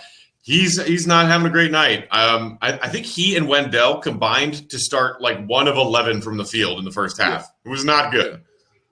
It's struggle. And it's funny because they're really good shots. Like they're really open. You know what I mean? These aren't tough shots that he's taking. But I mean, I think the tone was said when we saw him miss a layup, early on, we saw him miss that. And he's just been struggling with his shot. But it's funny because I'm loving what I'm seeing as far as him getting open, as far as him making the move to the bucket. Like I have no problem with that. I have no issue with how he's playing. The only issue is the shots aren't going in. Like that's honestly the only issue, which is something I can deal with in the preseason. Honestly, it's something I can deal with. Yeah, I mean, I think it's pretty easy to say right now, unless either of them have some miraculous turnaround in the third quarter and might not even play the fourth quarter. Lowry and Wendell, 2 biggest disappointments in this game tonight. We're talking about what we've seen from Kobe, making the right reads, distributing. Zach clearly just came out and was a walking bucket right from the tip. We like some of the things we've seen from Otto tonight. Pat Will, obviously, another game where he's been engaged. He had 3 steals in his first 9 minutes on the floor, getting involved, getting his hand into passing lanes. Lowry and Wendell, man, just not bringing it. Even though, I mean, that's his 7th point, and he does have 6 rebounds. But yeah, just overall, it just doesn't feel like, he's bringing it yet. That's the first comfortable shot I think he's taken. Like, honestly, that 3-point corner shot, it felt natural. it felt more comfortable than the rest of the shots I've seen him go up with. But he's been missing layups. Ball's been getting taken from him. He's been solid on rotation and things like that, but he just struggles against bigger guys. Like Boogie Cousins is a huge human being. He's gonna struggle against those kind of guys, man. It's just what it is. So we gotta find a way, to put him in the best position possible for him to succeed. And I don't know what that is yet, except outside of that corner three and outside of some pick and rolls, but we're gonna have to find it though, because he is a talent. He does. There you go, young. Ow. He's got talent, man. I will. Oh my goodness. Bulls defense. Get your shit together. Oh dear. Rebound. Okay. Come on, Kobe. Nice. Oh, come on, Wendell. Dude, how Wendell didn't expect that? Like, I expected it. Wendell is never ready for a pass. Man, dude. What John say, he needs LASIK. Yeah. Oh my God. This is some sloppy basketball right now. Oh. Man, this is sloppy ball right there. Yeah, you can go ahead and put that down as the worst possession of the night. Oh my God. Get it out the system. Get it on out the system, guys. Let that preseason flow. Let it flow. Oh my goodness. Oh man, dude, that was tough stuff. 13 turnovers though by both teams. So it's not like Houston is blowing you away with their ball handling skills either. But on Houston's side, man, like we keep talking about him, but John Wall, man, he looks ready. I'm excited at how good he looks on the floor. He just looks comfortable. Come on, Laurie. Here you go. He brought up the great David Nwaba. That's a tough shot. That was a tough shot.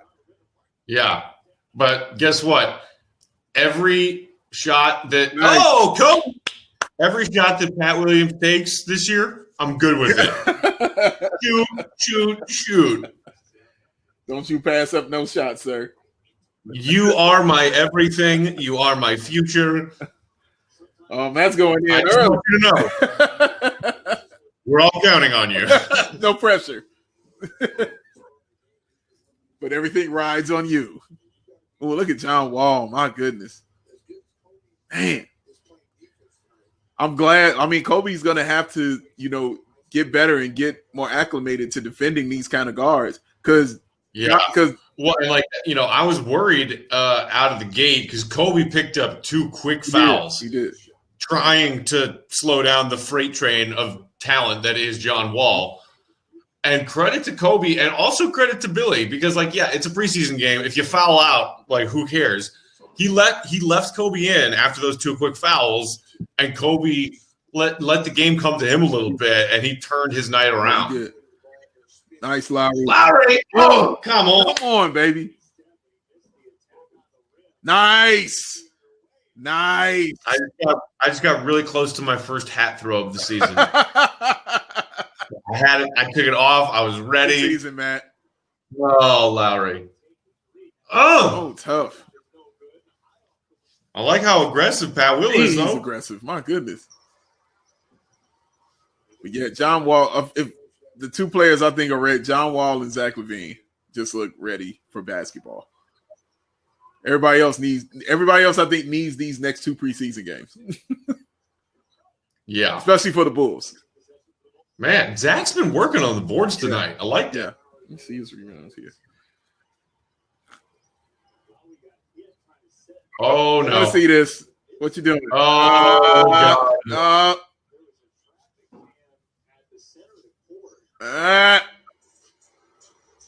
What's going on here? Hey, did you see that? Did you see how fast that was? Did you see how fast that was, Matt? Did you see how swift that he got out there?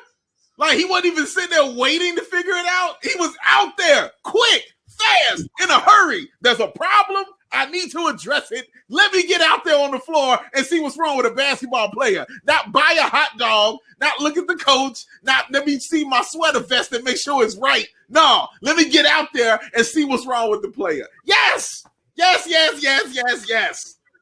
Oh, all right. Thank you. I thoroughly enjoyed that.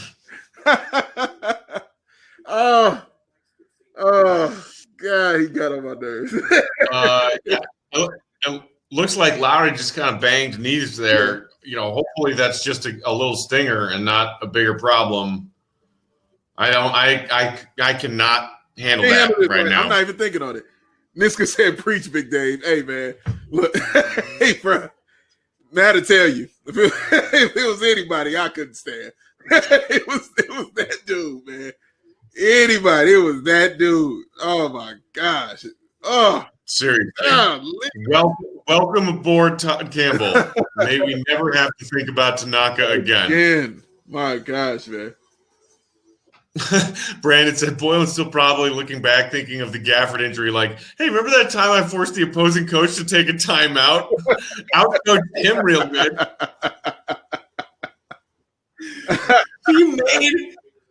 He made Rick Carlisle call a timeout because one of his players was hurt. He traveled. Yep, you traveled. You did.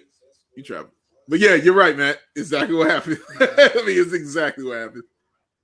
Oh, that was. Oh gosh. Guys, he's on the floor. Like, you're not going to call timeout? Bill's character. Ryan said athletic trainer sprinting out makes the highlights for tonight. Yes. And not just like highlights from a Bulls preseason game. Like, I want that to be the number one play in the Sports Center top 10 tonight. Is a Bulls trainer in appropriate amount of time addressing an injured player on the court. Simple things, man. Look, that's what Josh said. Revolutionary shit, you guys. That's what Josh said. The training staff doing the bare minimum has Dave ranting. We went through some dark days. Yes, we did, man. And like, it's the bare minimum. Oh, that was a tough pass, but a good one. All right. He's got no moves, but okay. Every time I see Archie's man bun, I hate it even more. Also, what the hell was that layup attempt? He should never be the option with 3 seconds left on the clock. No. He should never be the – you could have just stopped. He should never be the option. Fact. That fact. This is true. Waiting for the update on Lowry. I can't wait to hear this.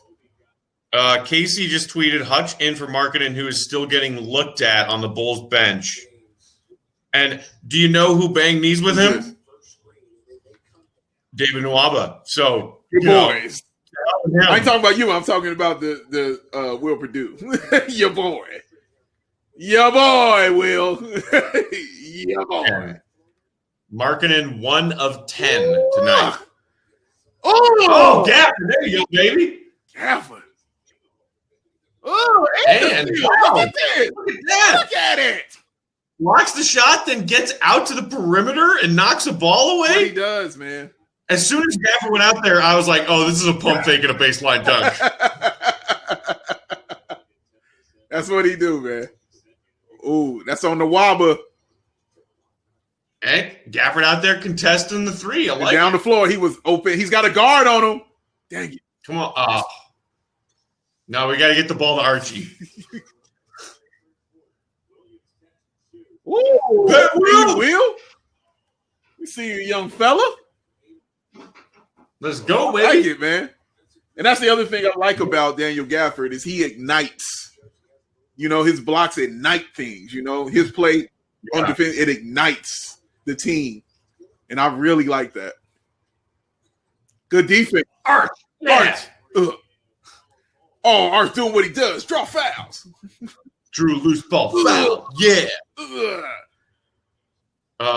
Gustavo said I put a Lowry highlight reel on Twitter. I'm afraid to watch. I am too, actually. Good. It's just a bunch.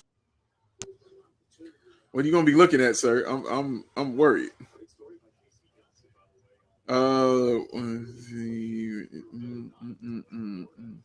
Bulls got a nice little 2-for-1 opportunity here at the end of the third quarter. All right. Yeah. You're right. Come on, set this pick. Roll. Oh, that was not a great pass. Hey, 25, you shoot that ball. I don't even know who you are, so you shoot it. Yeah, 25 is supposed to shoot that. 25 is supposed to shoot that, man. Sorry. He's supposed to take that shot. He's supposed to take yeah, like it wasn't a good pass, but you have to. But you have to take that shot. especially because I don't know who you are.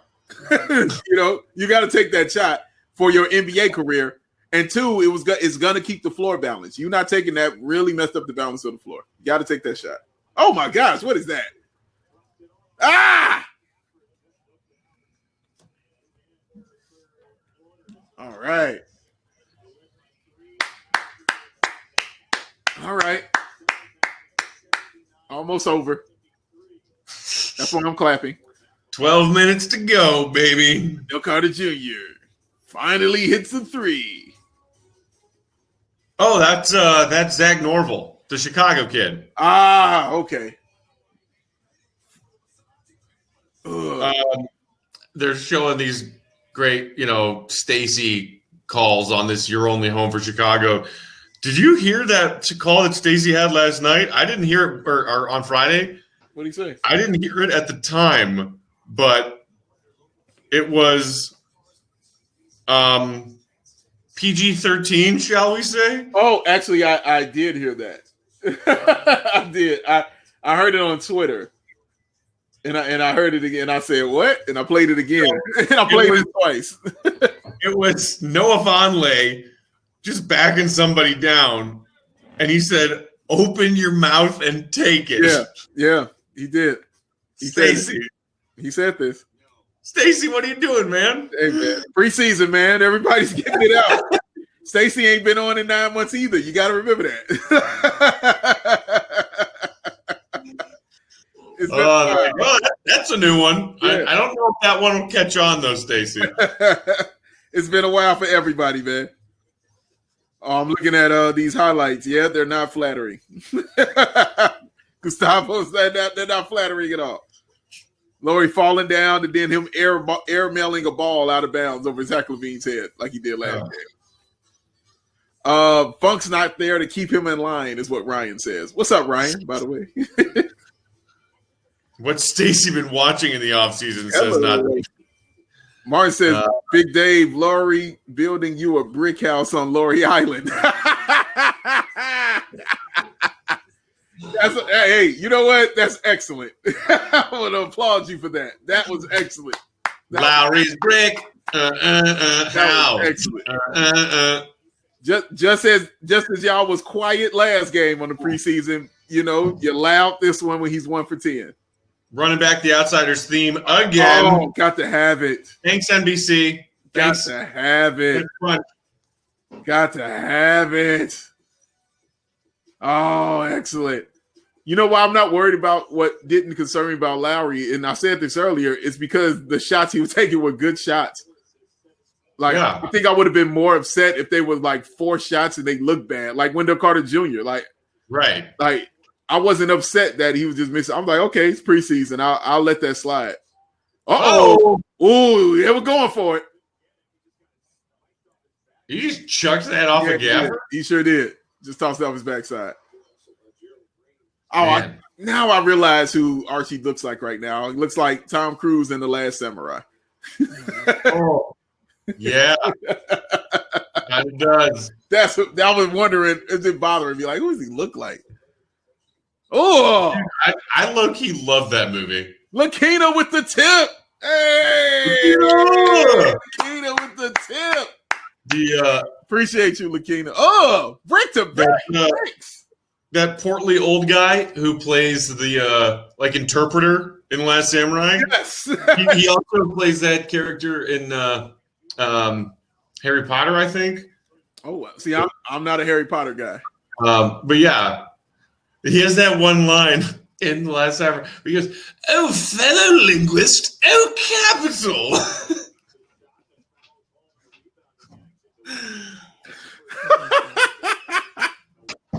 Yo, man, that was excellent. I must say, that was excellent. Good job. Good job. Low-key great movie. Low-key great movie, yeah. Ken Watanabe is awesome in that flick. Yeah, I agree. I just like movies when Tom Cruise is it. Like, those are always my favorite movies, though. Like, just go Tom Cruise on them. That's all. When he's like, rehabbing from his wounds, and they're also weaning him off of being like a shaking like unfunctional alcoholic, Right. and he's rolling around on the ground yelling "Sake!" So good. You can't do that when I'm drinking, man. You can't do that, man.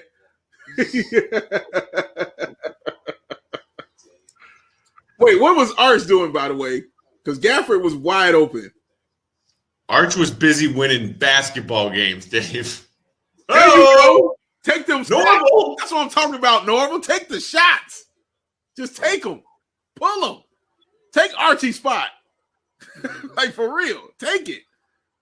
He ain't doing nothing with it. Ooh. Damn, that was silky. Wow, Kobe out there with the extra reserves. Archie! Yeah, Archie's like, it's my spot. Yeah. My spot. I want the spot. Brandon says we keep doing that. We might have to learn his name. That's what I'm talking about. You got to hit them shots, man. I'm guessing there will not be a spot for him on the 15-man roster. I don't know. I say we keep him, toss him to the G League at least. But let's see what he does. Who knows? Denzel is, great point. Maybe just not going to be available. Excellent point, sir. Excellent point. He's out till 2026. Will forever make me laugh. That is hilarious. Hey, Jeremy Grant. We know your uncle. It's a good dude. That wasn't really? He's supposed to have that. He clearly was shooting. Oh, well. We'll go. Josh says Archie getting his shots up. Hey, he know what season it is. Uh-oh. There you go, 2-5. Keep putting them up. Don't even worry about it. Keep putting them up. Keep putting them up. That's a travel. Yes, it is. Do you want to win this game, Matt? Don't care? Okay. I mean, yeah, it would be good, maybe a little good for morale kind of thing. Like, hey, we want a game. We haven't played in 9 months, and we got our asses kicked on Friday. Just, as a hey, Archie's catching fire. Archie don't like it. He said it's my job. It's my job. My spot. I mean, I think it would be good, especially just because even though it was a preseason game and their first competition. Oh, man, Hutch. Oh, way to hustle. Yeah. That stuff. Zach Norval hustling for the loose ball for a second chance opportunity, and Kobe buries it. I love that. That was awesome. Woo! Norval with the tip out. That was excellent. Splash. Excellent stuff right there. Excellent. It could do some good to win this game, because even though it was just a preseason game and their first game in forever, I think Donovan was right to kind of get into them a little bit, like for getting their asses kicked on Friday. Absolutely. And trying to figure out how they would respond. And, obviously Donovan would have to do his part, and I think that the Bulls have made some decent adjustments tonight. But to get rewarded for a bounce-back effort like this, I think would be certainly good for the mental and emotional strength and health of this team right now. Yeah, completely agree. I mean, preseason or not, winning's fun. So you want to get one. I always feel like in preseason you want to get one win. Like, I never just not just losing everything. I think you should just get at least one win, one victory going away. So yeah, let's get one win, and then it's like kind of getting the monkey off your back kind of thing. It's not in the back of your mind anymore. You got the victory and this stuff. Ryan says Boylan called and said they lacked heart. Hey, Ryan, I need you to do something for me. I need you to look right here, okay? Just look at the camera. Just look there. Go ahead. Look at the camera. Look at the camera, Ryan. Look there. There you go. All right. That's for you, buddy. You're going to be all right. You're going to be okay. Don't worry about it. Niska says coaching adjustments. What?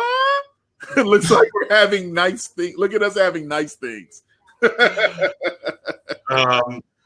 Marlon said, is Sato okay? I started watching late. Yeah, so the update we got was that he is excused for personal reasons tonight via Bulls PR. So sounds like not an injury, but an excused personal absence. Yes.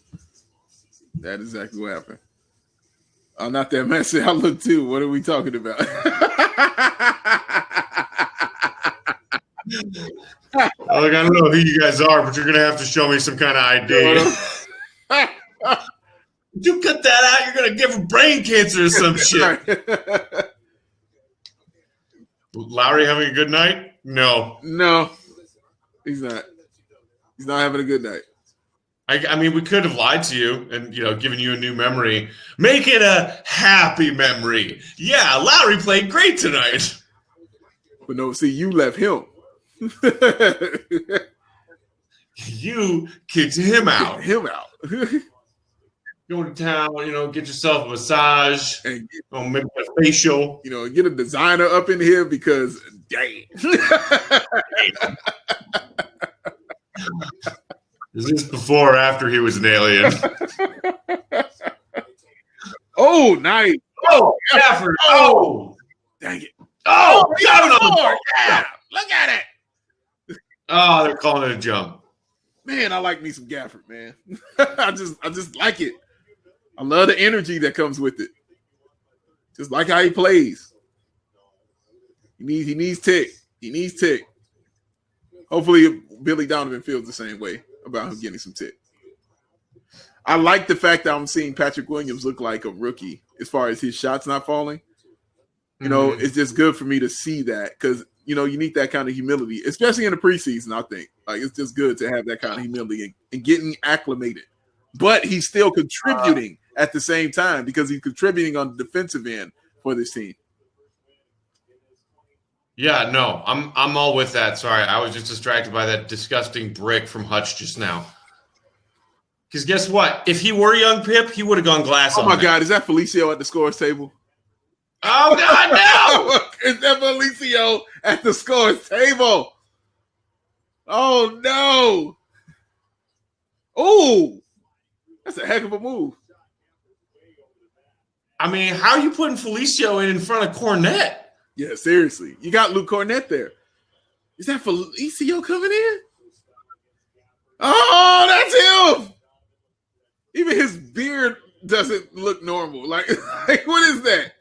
Ow! His beard. Ow! His beard. What is that?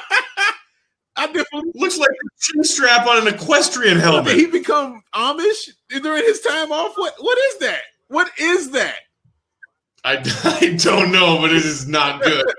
Oh, nice man. I mean, I know I have no leg to stand on when it comes to making fun of people's facial hair right now, but oh my God. Oh my God. Like, yo, what is it? It's the weirdest. It's like a neck strap. Yes. Oh, you gotta take that shot, rookie. Take that shot, Rook. Oh, Pat Will. Oh, look at Felicio. Oh, look at chin strap. He's gonna hurt one of his teammates. Remember that game last year? Nice. Come on, 2-5. Where it was an inbounds baseline, and Felicio didn't know he was supposed to be in the game, and he came running from the other side of the court and knocked somebody over. Oh, 2-5. Hey, bro. Normal, baby. Normal. I'm all about normal right now. I'm all about some normal. Dude, look at this 13-0 run. Wow. Sabine will be pleased. Ooh, that's a brick. But yes, Matt, to answer your question, absolutely. I remember when Felicio forgot he was supposed to be on the court and he was getting an Uber Eats order or whatever. And his coach didn't notice that he only had 4 guys on the court. I mean, that's the worst part. And that's the part. Oh, that's beautiful. That's the part I kept harping on so much. That is beautiful. I mean, honestly, that's beautiful, man. That's basketball. But that's what I kept harping on. His coach is at half court yelling at the team. And he don't realize there's only 4 of them out there, dude. Like, I don't get it. He checked for Archie. That's never a phrase you want to say. Oh, Lou Felicio. Yeah. Yeah.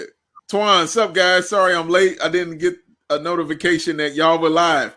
How dare you, Hot Mike? Get that man his notification. Well, we bear. I was just going to blame Twan's phone, so it's not our fault. Twan. Clearly, your phone is malfunctioning. That just means you got to come on live with us then, Twan. That's all that means. You just got to come on live with us and talk to us face to face. That's what that means, sir. So press that button. Press that button and come on and holler at us. Brandon said, is it too early to say we should start Felicio over Lowry? Get out. Get out. Bye. Goodbye. Warning. That's a warning. Warning, sir. Chris said it wasn't at the Wizards game. It was a game against the Wizards when it happened with Felicio. It definitely was. Dude, the Rockets are doing us a solid and pulling the Rockets and having a long scoring drought right now. Archie, what? Oh, go to work. Oh! Got a foul. Drew foul? Foul. There you go. I like how he went to work on the young. I like how he went to work, though. Man, dude, look how he went to work on this dude. I like it. Use my body, go up with he got hit on the wrist, so yeah. I like it. That looked like Kawhi. It did. I'll tell you what doesn't look like Kawhi is his free throw shooting. He is 0 for 3 tonight from the line. Yeah. Gotta fix that. Ugh. There you go. Just real chunky. Yeah. Real chunky free throws. Very much so. Felicio Barber must be proud how much he charge him for that beard trim. Marlon said Felicio looks like his barber remembered he left the lights on halfway through the shape-up. Lakina says, OMG, it looks worse up close. It looks painted on. Yes, it does. Oh, man. He got some of that, beard in a can from Boozer. Oh, the classics. Man, that'll never get old. I think everybody was like, what? What is going on? Come on. Oh, nice step back. Damn. First shot. Hey, man, get Norville some shots. I'm liking how Norville playing. I really am. I ain't liking how Hutchinson playing, honestly. I'm just not liking it at all. Not a fan. Just not a fan of what I'm seeing because I still don't know what he can do. I still don't. Rebound. Run. Get out on the break. Oh, his shin's hurt. It's funny because it's true. It's true. Brandon says Felicio wearing blue and yellow shoes like he forgot what colors the Bulls jerseys are. Yeah. You guys got colors? Hutch about to get his minutes snatched. Yeah, that's by Normal. Thad Young, right? Thad Young taking his minutes.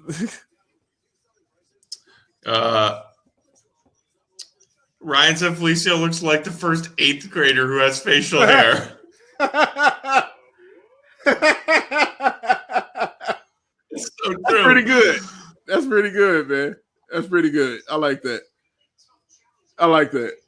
I don't know what that is though. It's so I don't know. Like I don't know. The placement of it just doesn't make any sense. Because instead of a beard, like this, it goes straight down. Yeah. It's so weird. Marlon says for Boozer's hair paint, it was the blackest black in the history of the color black. Boy, it was like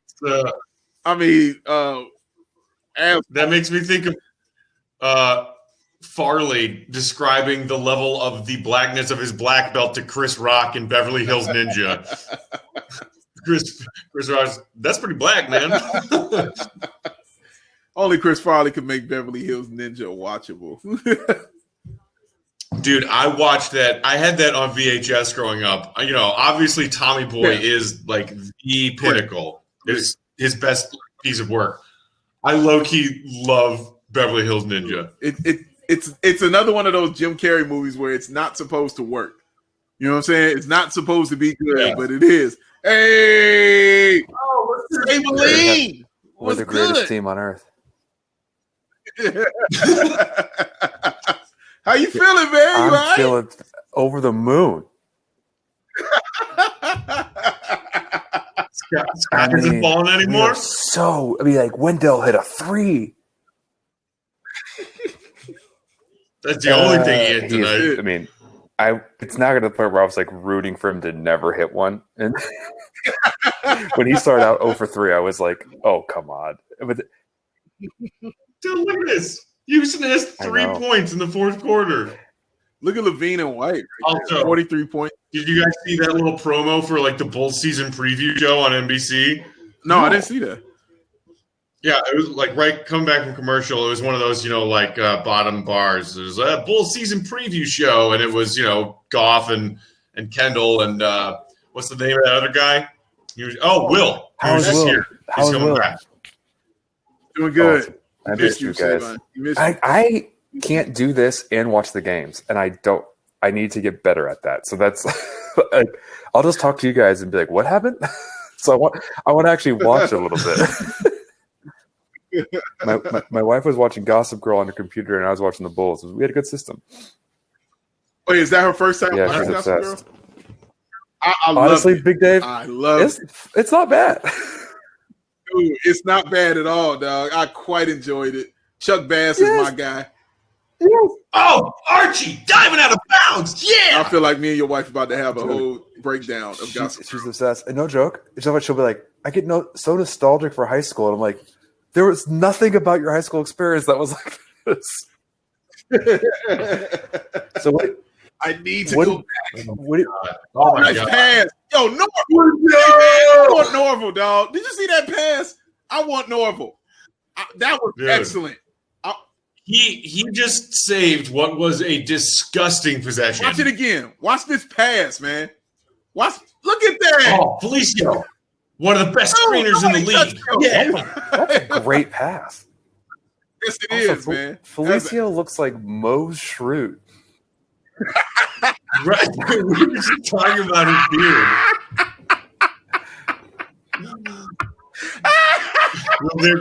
It looks like he had. It looks like he really shaved the places that he can see. That does not. He said he looked like Mo That Shroot. doesn't look intentional. The accuracy of that is out of control. Oh my God. Wow, dog. Hey, Matt. Not that Matt said Norville is the new Null. he's my Ryan Null. Norville's my Ryan Null. Also, there's no silent K at the front of Ryan Null's name. It's just NALL. I let that slide. I thought he was trying to doing something cute with Norville and put the K in there for a reason. So I let that slide. But he's right. I'm gonna be on Cameo getting Norville to say something about Hot Mick. Hot Mick? John, Ryan said Felicio was in the northmost battle in the Civil War. Battle of Shroot Farms? The Battle of Shroot Farms. Oh my God. Yo, that's brilliant. We gotta get rid of that guy. He can't be on the team. You can't be a successful team with him on the roster. You can't be like a promising team. Like, I agree. I mean, I agree. The 95-96 Bulls, arguably the greatest team of all time, had a 40-year-old James Edwards good at on one the point. roster. Okay, So, James Edwards is a two-time champion and was a former starting center for the Detroit Pistons. Like, he was good. He was good, Matt. Like, I'm just saying, he wasn't a useful piece of the roster when the Bulls were a title we didn't team. need it. And did you hear the year you said? That was the year we won 72 games. We didn't need him, dog. He was just out of respect. And he would come in and kill minutes. Like, that's all he did, would come in and commit a couple fouls. But it's the point that he was actually an NBA player that was functional. What do you call what Felicio's doing right now? I believe that's called coming in and killing minutes. Not for $8 billion? No. No. I'm sure James Edwards ain't called G14 classified. That's G14 classified. Look at We boxed out. Oh, yeah, Archie in transition. Norville. Come on, Nova. Who's number 11? I'm not familiar with him either. I don't know this guy. Lakina, where you at? I need to know number 11. It's not Vonleh because Vonleh's out tonight. And he's Bobby Portis, so I know it ain't him. Yeah, he wears number 5. Hey, Felicio, rebound. Arch has played this whole second half. That's that dude, Simi Shitu. Okay. Simi Shitu. He's been playing on Windy City for like the last year. And they re-signed him to Windy City like a couple days ago. Ooh. Pat Williams. So, John, man, what have you enjoyed? What have you taken away from this game? What have you actually liked? I've liked our team defense. Okay. Sorry, I have to do a work email while I'm doing this. So give me 2 seconds. I'm listening. It's 2 minutes left in the fourth. I've never gotten an email on a Sunday night before. Oh! Pat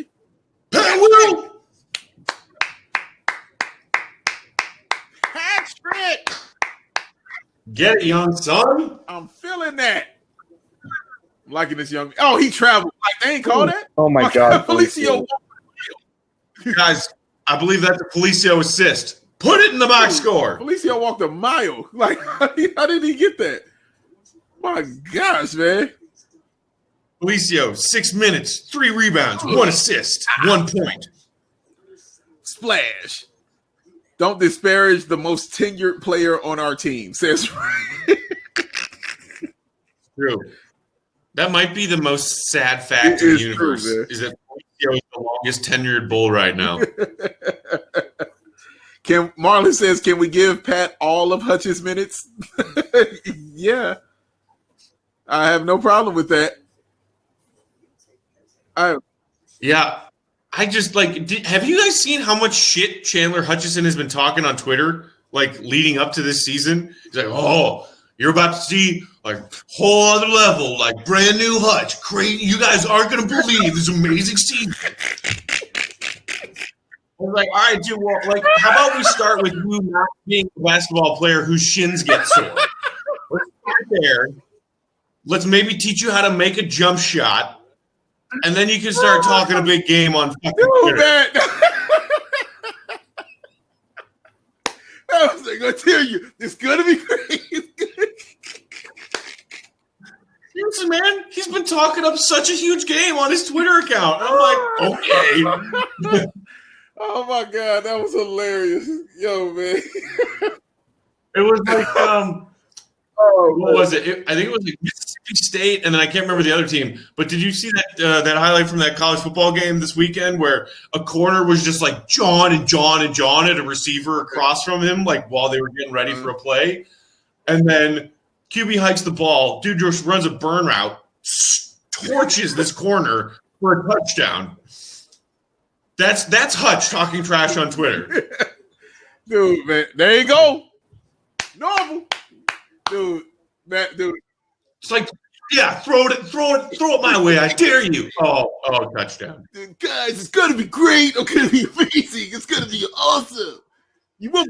Oh, look at that Euro. Oh. Hey man, right now, yeah, Normal is my Ryan Doll. You better believe it. He's Ryan Doll of me right now.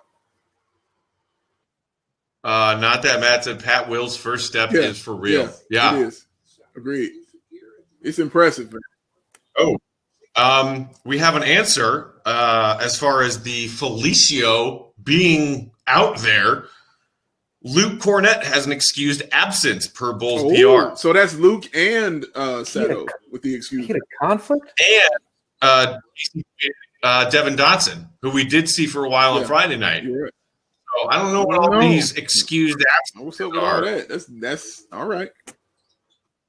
I mean, like, I'm hoping beyond hope that it's not like several people testing positive. Hey, Felicio block. But it was a Look at fact. that. But it was a fact. Look at it. Look at it up close. You know what makes it even worse? It's because it's bushy and up to here underneath. Like it's like up to here, like underneath. Like it's on purpose. Like it's so bad. That's so bad. You know, he looks like he should be an extra in Star Wars. Like you would just put him in Star Wars with that beard. Just for that look right there. He'd be like Jabba the Hutt's friend. That's it. Oh my goodness, man. Brandon said Cornette and Sato are filming their buddy cop movie. Oh my God, could you imagine?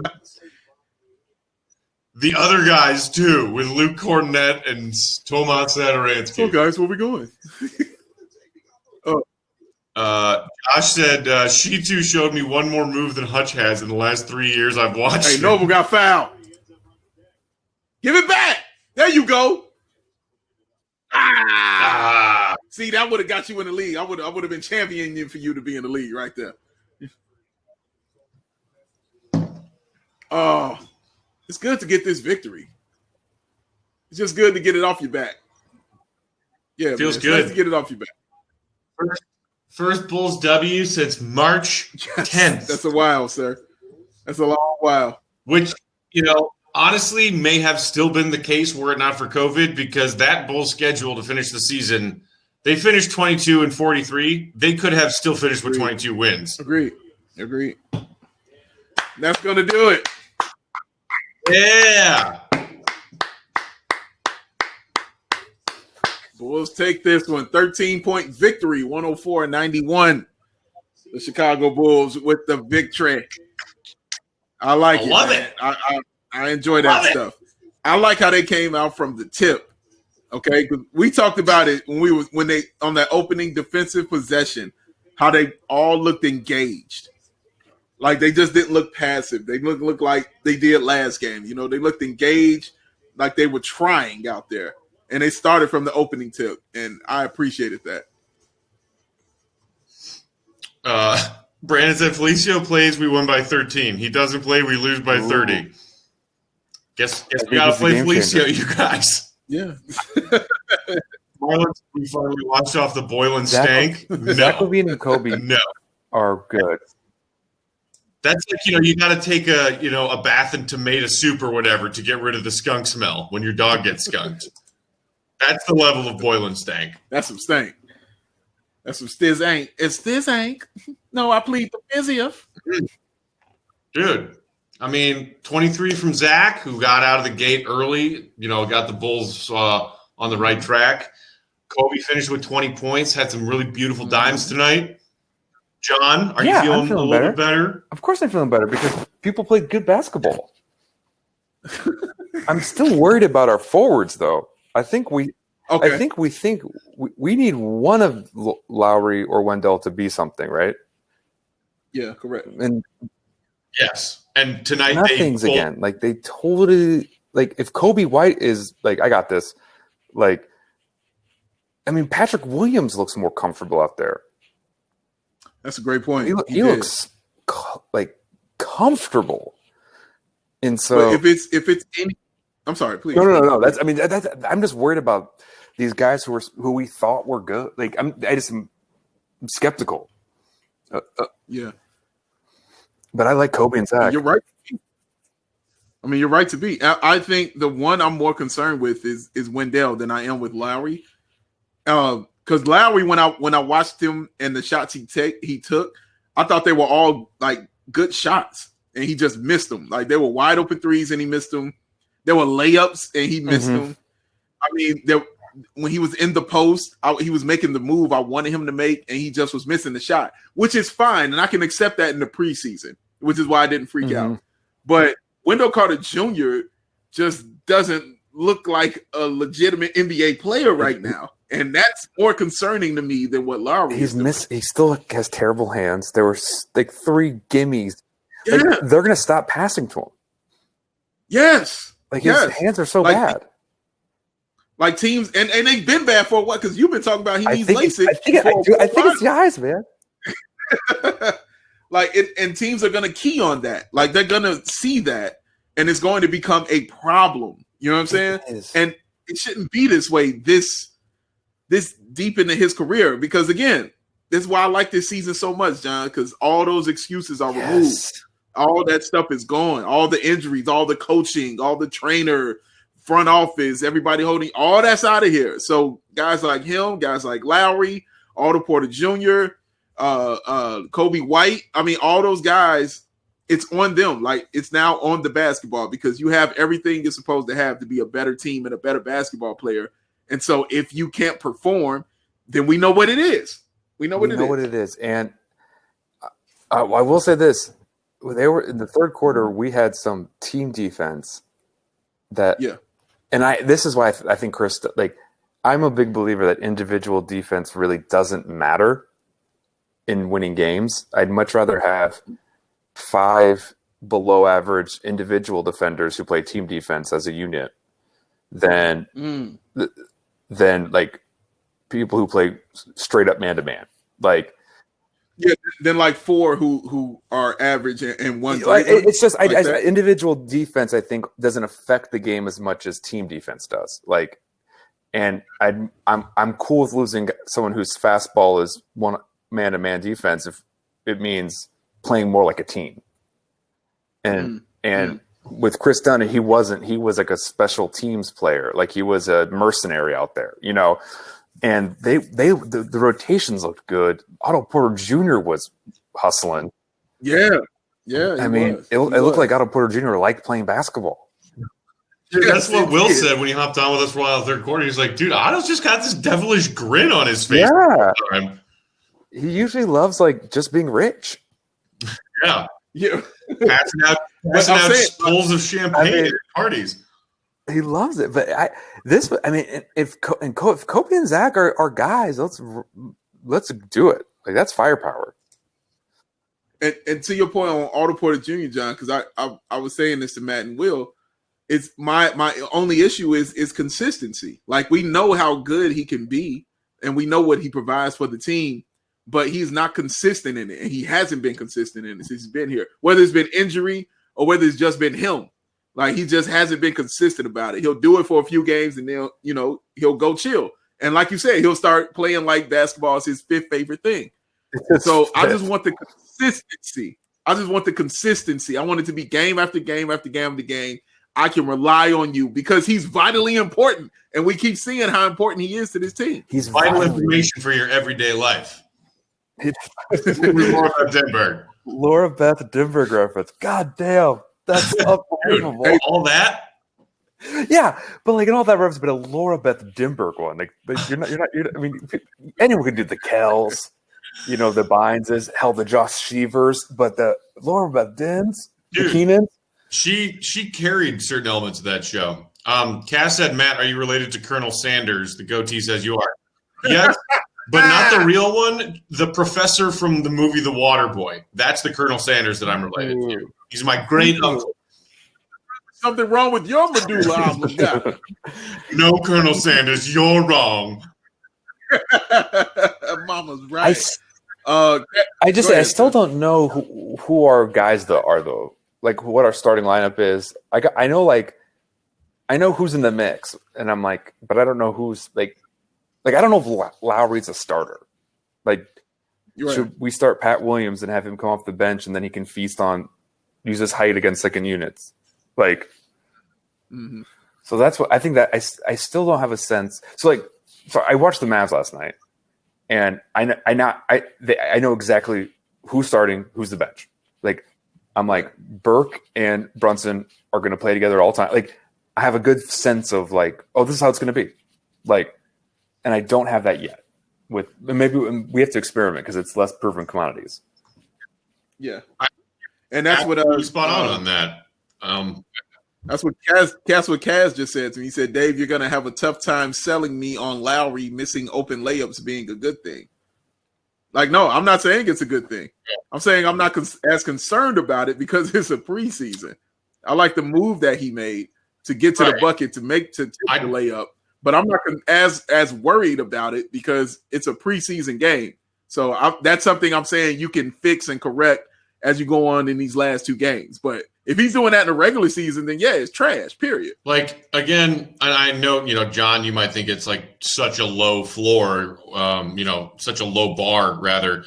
But even just things like seeing Lowry put the ball on the floor and attack, and like, we didn't see that like at all last season. At least he tried tonight to be aggressive. Yeah. And he got the chair pulled out from under him when he was trying to back down on one of those post ups, and that's laughable. But again, at least it happened to him because he was trying to get inside. Like there's so many ways in which Lowry was broken last year, and he's not going to be fixed overnight.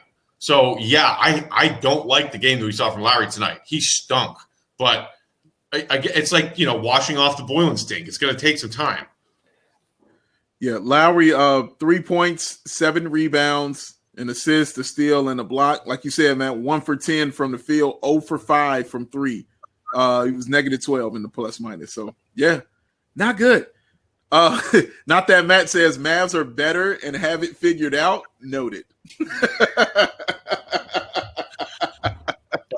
Mishka said, if Lowry isn't a starter that can contribute and has to come off the bench, we're in massive trouble. Yeah. I mean, yeah. I wouldn't necessarily say massive trouble. At least it would be an answer. But that's why, to me, this stuff that we've heard about Lowry and his agent and the Bulls actually working on an extension before this December 21st deadline has me a little nervous. Because, unless Lowry's willing to take a significant "you're not a star yet" extension, I can't imagine that the new front office is excited to pay this guy the way he looked last season and the way he looks now, somewhere in the neighborhood of $15 to $20 million annually on a multi-year deal. Correct. I completely agree. C-Dub says, I hear a bunch of Lowry excuses. That's right. Preseason game 2. You're going to be all right. You're going to relax. So I think he's not that great of a shooter, but that doesn't mean he's not a good scorer. And I think because his rookie year, he was a good shooter, and he really hasn't shown that since. And he's a tall European, so we just assume they can shoot. I think there's a little bias there. I just want him to drive. Just drive and get fouled. Just drive and get fouled. It's like, just be an attacker. You're athletic. Yeah. I think. Well, somebody else was, in our comments tonight was saying that they didn't see Lowry as a shooter. I still do. I still think his stroke is pure, and he can be a guy who, 38, 40% from downtown when he's playing his best.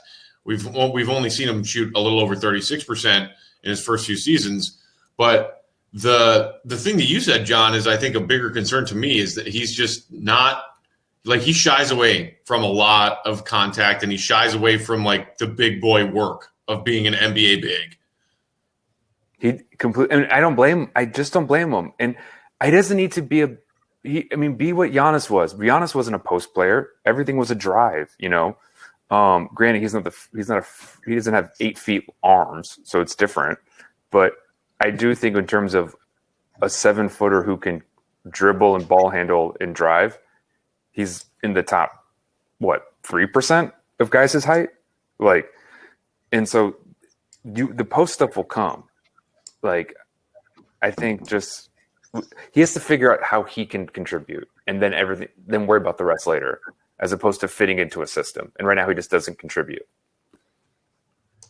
C-Dub says Lowry doesn't want to prove himself. He wants a little contract and he'll be happy. Yeah, I don't think so. What do you think what's his extension going to be like?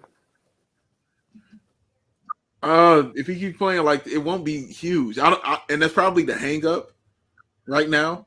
Of course, your agent's trying to, get you money based on potential and what you can be and things like that. But he's got to prove it. This is just such a prove-it year for him and so many other players on the team. But especially for him, because he's one of the main ones in the contract year. So he's got to prove that he's worth this kind of money that I'm sure his agent wants for him. He's got to prove that he can be a close to 40% shooter from 3. He a guy you could depend on to get you 20 points and 10 rebounds. He's got to prove this stuff. Seriously. We've seen the flashes and all those other things that he has, but it's got to show and prove this year. That's it. It's no more waiting around. All the excuses are removed from him. Yeah. It's no more waiting around. It has to be this year. Right. That's exactly how I feel, Dave.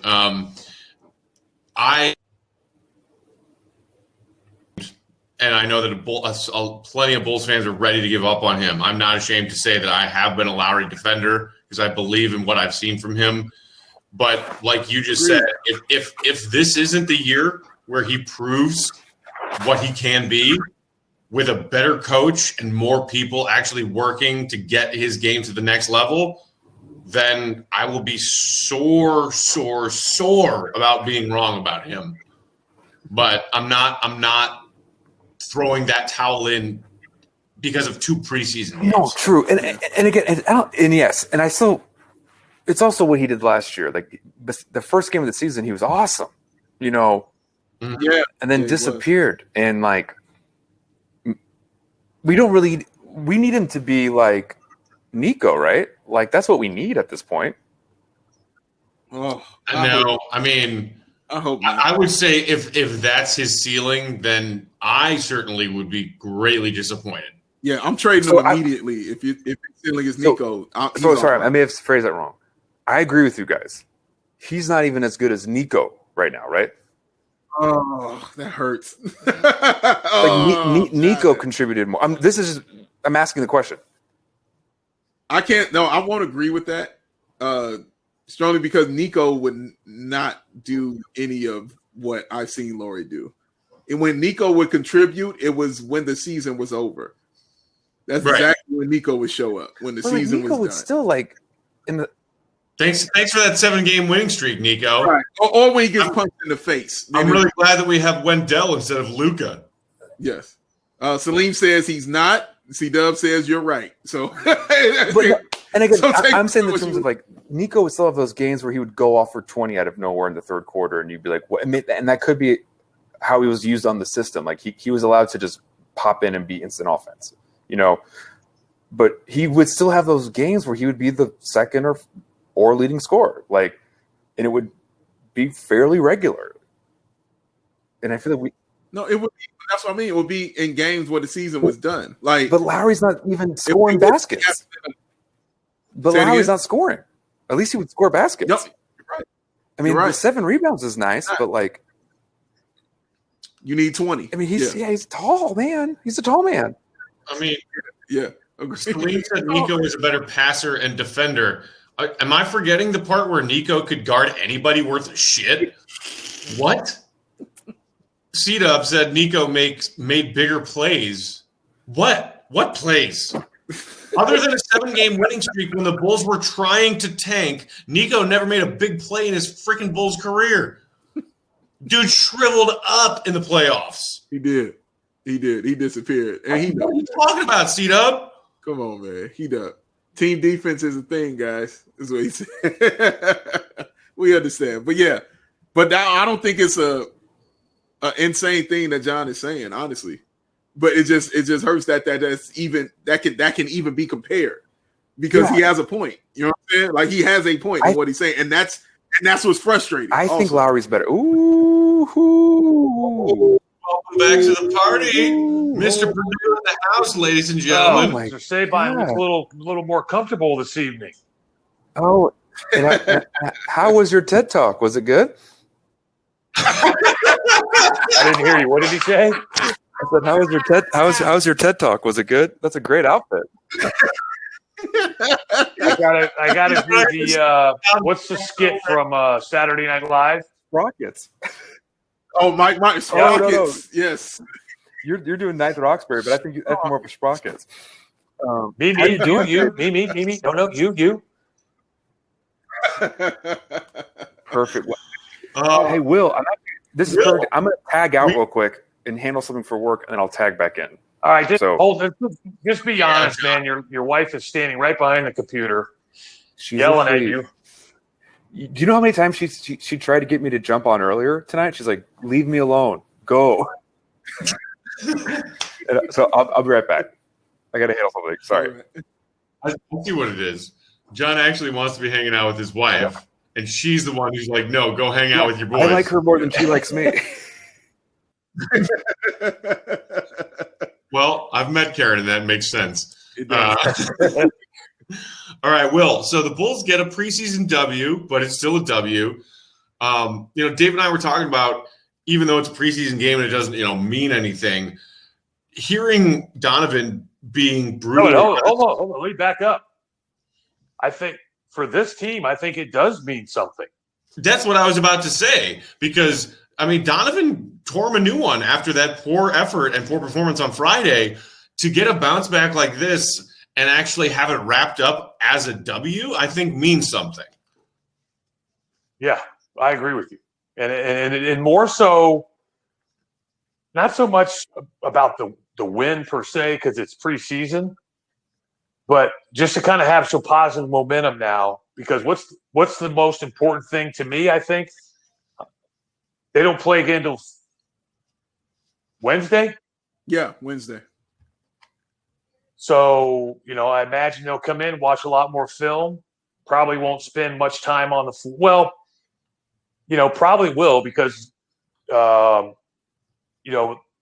think he's done a pretty good job of spreading out the minutes. Nobody's played a lot of – now, Kobe played a lot more than I thought he would in that third quarter. Mm-hmm. But I think there was a reason for that, because I thought he needed to. So, I was about to say, well, they'll probably have Monday off, but considering where this team is, they'll probably get a good practice in Monday, Tuesday, and be ready to go Wednesday. So now we ask ourselves, what do we want to see between now and Wednesday? I don't know, but it has to do with that front court, because Lowry and Wendell were awful tonight. Yeah. Seriously. Hey, but Wendell did hit a three. Yay! Hooray! Steve made a point. I mean, Stacy made a point. Maybe they should start putting him down on the corner instead of at the top of the key if he's going to shoot those threes. I agree. He looked much more comfortable shooting from the corner. The best when Lowry and Wendell looked the best is when they were running the screen roll together. Yes. Surprised we only saw that one time the whole night. Yeah. Now, did I miss something? Did we only see it the one time? Yeah, no, you're right. We have people in our comments tonight saying, let's get more of that going. Yeah. So, I think they'll go back and they'll see that, and maybe they will try that a little more. And, I did notice something, though. Remember when there was the turnover and Nwaba was out on the fast break and Lowry took off to chase him down and then backed off and allowed the dunk? Mm-hmm. Lowry his gait looks funny as far as how he was running. Like, even when he was like running the fast break the other way, he wasn't like beating anybody down the floor. Yeah. So, so I was curious. It almost looked like he had a shortened gait as far as how he was running. So it was a little interesting. I wasn't seeing, like, when a guy sprints, he really pushes off. He gets his knees up high. He looked like an old man kind of shuffling. So I'm curious if, he had something lingering going into this game. But what I didn't see is what I didn't like was that knee-on-knee with Nwaba. Because to me, it looked like he might have hyperextended that a little bit. I mean, don't say that, Will. That's the last thing Lowry needs. Like, seriously, the injuries that he dealt with last year were just so frustrating. And I think that it was frustrating for the fan base too, because for so long we didn't really understand what was going on with Lowry because the injury wasn't explained to us in a way that made sense. And it was like a hip flexor or like an oblique thing. And then, like, clearly he looked last season like a player who was shying away from contact. Not only, like you said, Will, like, he just doesn't look like he's got speed and his gait's messed up, but also a guy shying away from contact. And we kind of, like, he was aggressive at times tonight. He put the ball on the floor. He tried to drive. He tried to post up. But he still just looks like a player who doesn't like contact. Yeah. Well, the interesting thing was Stacey goes, now that's the Lowry market we're used to seeing. Putting it on the deck, attacking the rim. And I'm not sure he did it after that. He was kind of – he was in the mid-range area. He was putting himself in a position to, catch and shoot. And I think he can, in my opinion, I think he can go by anybody at any time, especially guys his size. Mm-hmm. And I'm just at some point, I think Billy's going to have to put Lowry in a position to where it's like, dude, this is up to you now, okay? I'm no longer going to protect you. I'm no longer going to, make up excuses for you. If you don't start producing, this is going to be on you. Kind of like, what Silas was doing when they were asking him about Harden, and he's like, well, that's a question for him. At some point, you got to, and that was the thing that I like about how you said that we were always kind of like left in the dark about what's really going on with Lowry. We can't get an honest answer. And, one of the things I've learned in this business, when you try too hard to control the narrative, it just makes things worse. And eventually the truth comes out. And when the truth comes out, then you look really bad. Because then people were like, well, now we know you were trying to hide something. And it's just, I don't know. It's just, I expected to see more out of these first two games. But again, the thing that is so frustrating, and I think you guys would agree with this, he still shows us glimpses of that's the Lowry we know. You're like, yeah. And then where'd he go? What happened? And I think the further we go along through this game with Lowry, the glimpses, and like someone like myself who's a believer and a defender in the on Lowry Island, the glimpses at a certain point are only that. They're only glimpses. And every player who is talented enough to make it to the NBA has glimpses. But when you're talking about a guy who was the 7th overall pick and then, it made all first rookie team in the NBA, like we don't even remember that version of Lowry anymore. It's just the glimpses. And I think that's the really frustrating part. It is. And, what is this, Josh here? It's just, talks about it's his contract year. Mm-hmm. I can't believe that they're even talking about, upping his deal without just, hey, let somebody else set the market, right? Right. Isn't that what they did with Zach? And we knew what Zach was, right? I was a little surprised. And I think that, I think it was smart because the market was a little less than maybe we anticipated. And luckily, Sacramento jumped in early. I think I underpaid him. And the Bulls were, they had no choice. I mean, not like they didn't want to, but like, hey, $20 million a year, bingo. We actually got ourselves a deal. Although I think with Zach, you have to also remember a 20, 25 game sample size of a player coming off a torn ACL. That's the player that Sacramento signed that offer sheet to. And I think that's certainly a Bulls team that was at the beginning of a rebuild, tanking, and Zach only played a handful of games coming off an injury that serious. Made sense that was only the offer that he got, and it made sense that the Bulls said, go get an offer sheet and we'll match it. And that worked out for the Bulls when you talk about his production versus his paycheck. With Lowry, that's not really the case. It's just like, you need to show us something if we're going to offer you this extension, which is why we were saying before you hopped on, Will, Dave and I are kind of like bewildered that we're hearing that they might actually come to an agreement on an extension, that like AK wants to get an extension done before the 21st deadline. And we're sitting here saying, like, based off of what?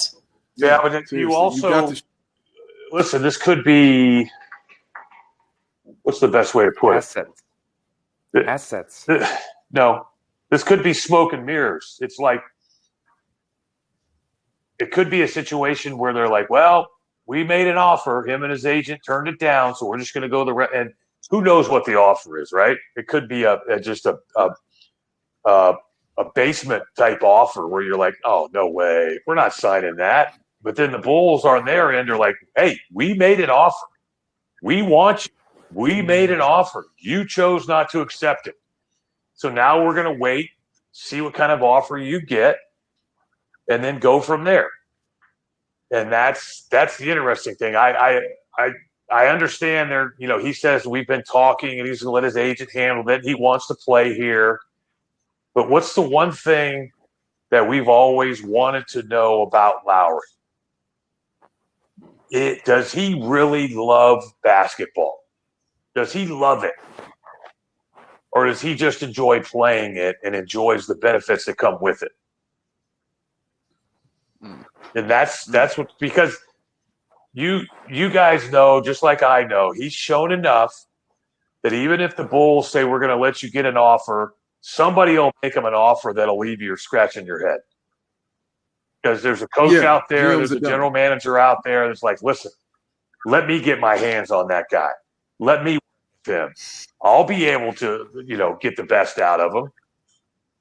And whether they do or not, it's hard to say. But we've all known guys that have stuck in the league, gotten contract after contract after contract, and then when you look at their numbers, they've had a decent career, but their career doesn't match their career. The production in their career doesn't match their career earnings.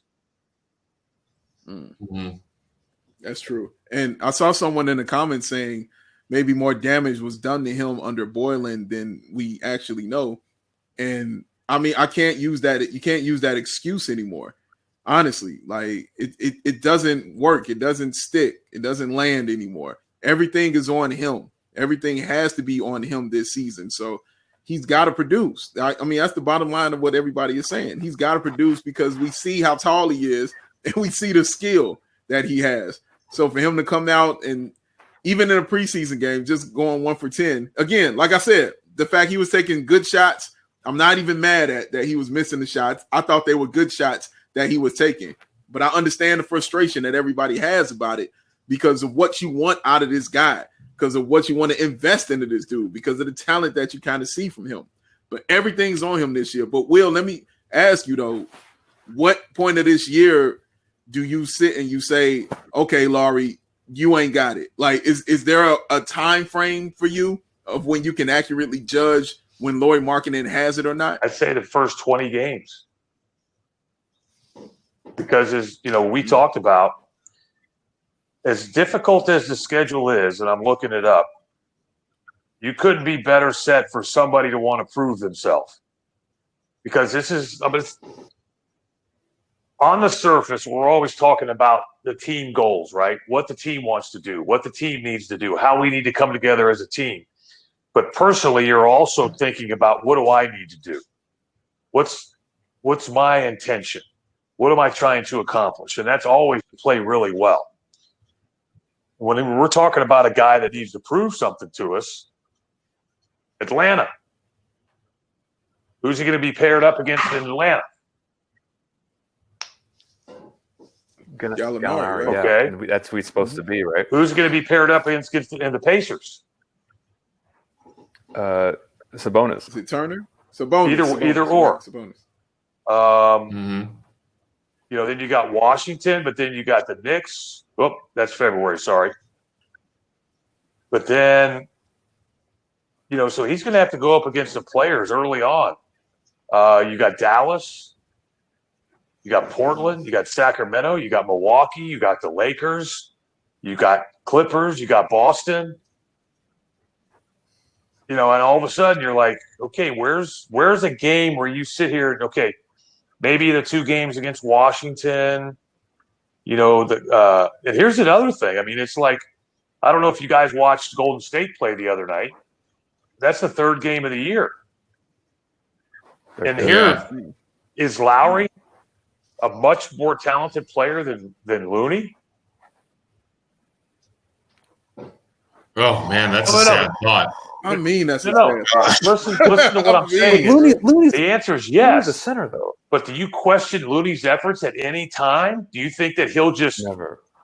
I mean, listen, he's not going to put the ball on the deck and challenge Lowry defensively, but he won't hesitate to physically just beat the crap out of him, right? Right. And then all of a sudden, in the 3rd quarter, you see him just kind of floating around on the perimeter. But my point is that Lowry should look at this whole situation, right, and be like, hey, guys, I mean, somebody's got to be honest with him. Is it his agent? Who's his group that's around him? They'd be like, dude, man, I hope you understand what's going on here. I just, man, like the thing about that with Lowry is we just got rid of a coach who talked only in terms of spirit and grit and want to, and you gotta really wear bulls across the chest and all that stuff. I haven't said his name, Dave. Don't worry. I'm just prepared. Just know I'm prepared, man. Just know I'm ready. We're all talking about the issue with Lowry maybe being like, I don't actually love playing basketball that much. I don't have that drive. I don't want to win that badly. I don't want to be the best player on the court every night. And so it's like, is there a disconnect there of if the previous coach did that and only that and couldn't get that out of Lowry, who will get that out of Lowry? Well, But it was coming from a bad messenger. It was like a televangelist who lives in a mansion telling you to give money. Like it matters. The narrator matters, and hopefully Billy Don, like leadership is actions, not words. So if anything, that could have turned him off from trying hard or all that bullshit, because he could have seen it as buzzwords and empty promises. Maybe he doesn't believe that because it was beaten over his head by a terrible narrator. Yeah, terrible. Yeah, it could be. It could be, but Yeah. Again, have we? I know you guys are monitoring your phones. Have we heard anything about what happened with Lowry? I mean, we saw it knee on knee. Yeah. So we just got a tweet from Rob Schaefer, our pal over at NBC Sports Chicago, quoting Lowry, who said it was just a banged knee with Nwaba, and he said no lingering effects. So, hopefully good but news here's there. something that I think that we need to think about. Because of last year, listen, this is all perception because we're not allowed to go to the United Center. I can't sneak underneath and watch him walk back to the locker room, and I can't go into the locker room and check out his body language and everything and see what's going on as far as him talking or making comments. But I think because of what happened last year, do I think he played through injury? Absolutely. Do I think that affected him mentally? Absolutely. But I also think now he's in a stage right now where anytime there's any type of pain, I think in the back of his mind, he's like, oh, here we go again. And I think it because, if he's just saying knee on knee, that's what it looked like. But I also kind of, when they showed it in slow motion, it looked like it was a little bit of a hyperextension where it kind of got extended backwards and locked a little bit. So, he goes home and he ices it. And he's like, hey, it feels pretty good. But he gets up in the morning. He's like, oh, my God, I can't move it. Oh, MRI, X-ray. And I don't mean to be making fun of him, but I think he's got to get – No, I'm picturing a 30-something-year-old Will Perdue sitting on the bench in San Antonio with big ice packs on his knees. But I think for real. Got to get past that where, he wakes up tomorrow and he's like, hey, it's okay. All right, let's get back to practice and let's get going. But I don't know if you guys noticed this or not, but when the game first started, after player intros, who did Billy Donovan talk to?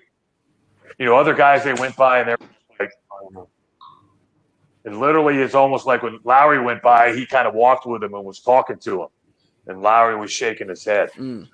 I think that even Billy Donovan sees the importance of trying to get this guy going, trying to figure out where his head's at. Yeah. Where he is physically, where he is mentally. Yeah. And I know some people that are going to be like, oh, man, come on, it's only the second preseason game. But I think one of the things we talked about was, okay, we can't blame this on Gar and Pax. They're not here. Can't blame this on the coaching staff. They're not here. I mean, this is on the players now. If you want to – what did we always talk about? And we talked about this on Friday. What did we talk about? I mean, it's just the lack of development, the lack of growth. We actually thought we saw maybe some players go backwards instead of forwards. But I think some of that had to do with just, because of the coach and the situation, just kind of mentally checked out, right? But yeah. I mean, I think like that the thing you mentioned about Lowry and the mental hurdle being just as problematic as the injury itself physically, and whether or not you have confidence that you are physically fine.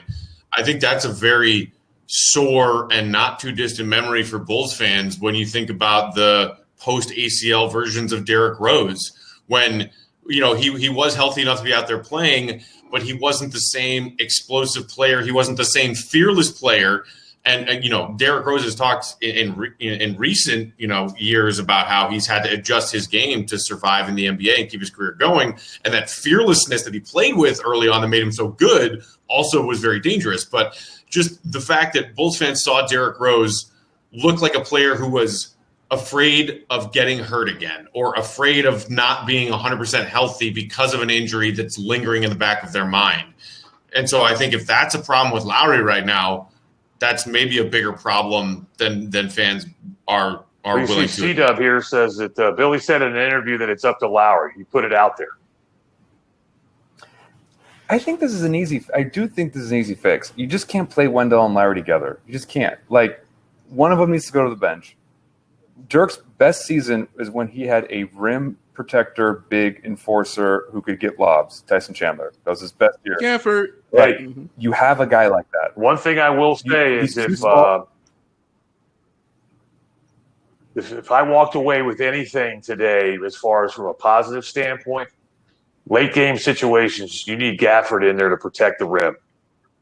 You do. And I could seriously see where if they're in a dogfight with somebody late in the game, I think you could constantly see the offensive-defensive substitution where, if you take Gafford out on the offensive end of the floor, you just tell them to stand at the scorer's table because as soon as there's a dead ball or I call timeout, you're going back in because we need you to protect the rim.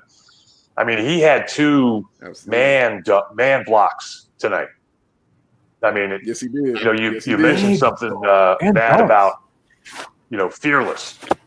He's gonna get dunked on. All bigs do, but that doesn't deter him whatsoever. And the one thing I really like about him is he's selective when he goes to block shots, but his timing is good. And if you want to say there's one guy on that defense that rotates properly or early enough, it's him. A lot of those other guys have a tendency to be a step late or rotate late because it's almost like and I get it. They're learning a new system as they're kind of, you're eyeing your man in the ball. All of a sudden you turn just ahead and you go, okay, rotate. Oh, that's me.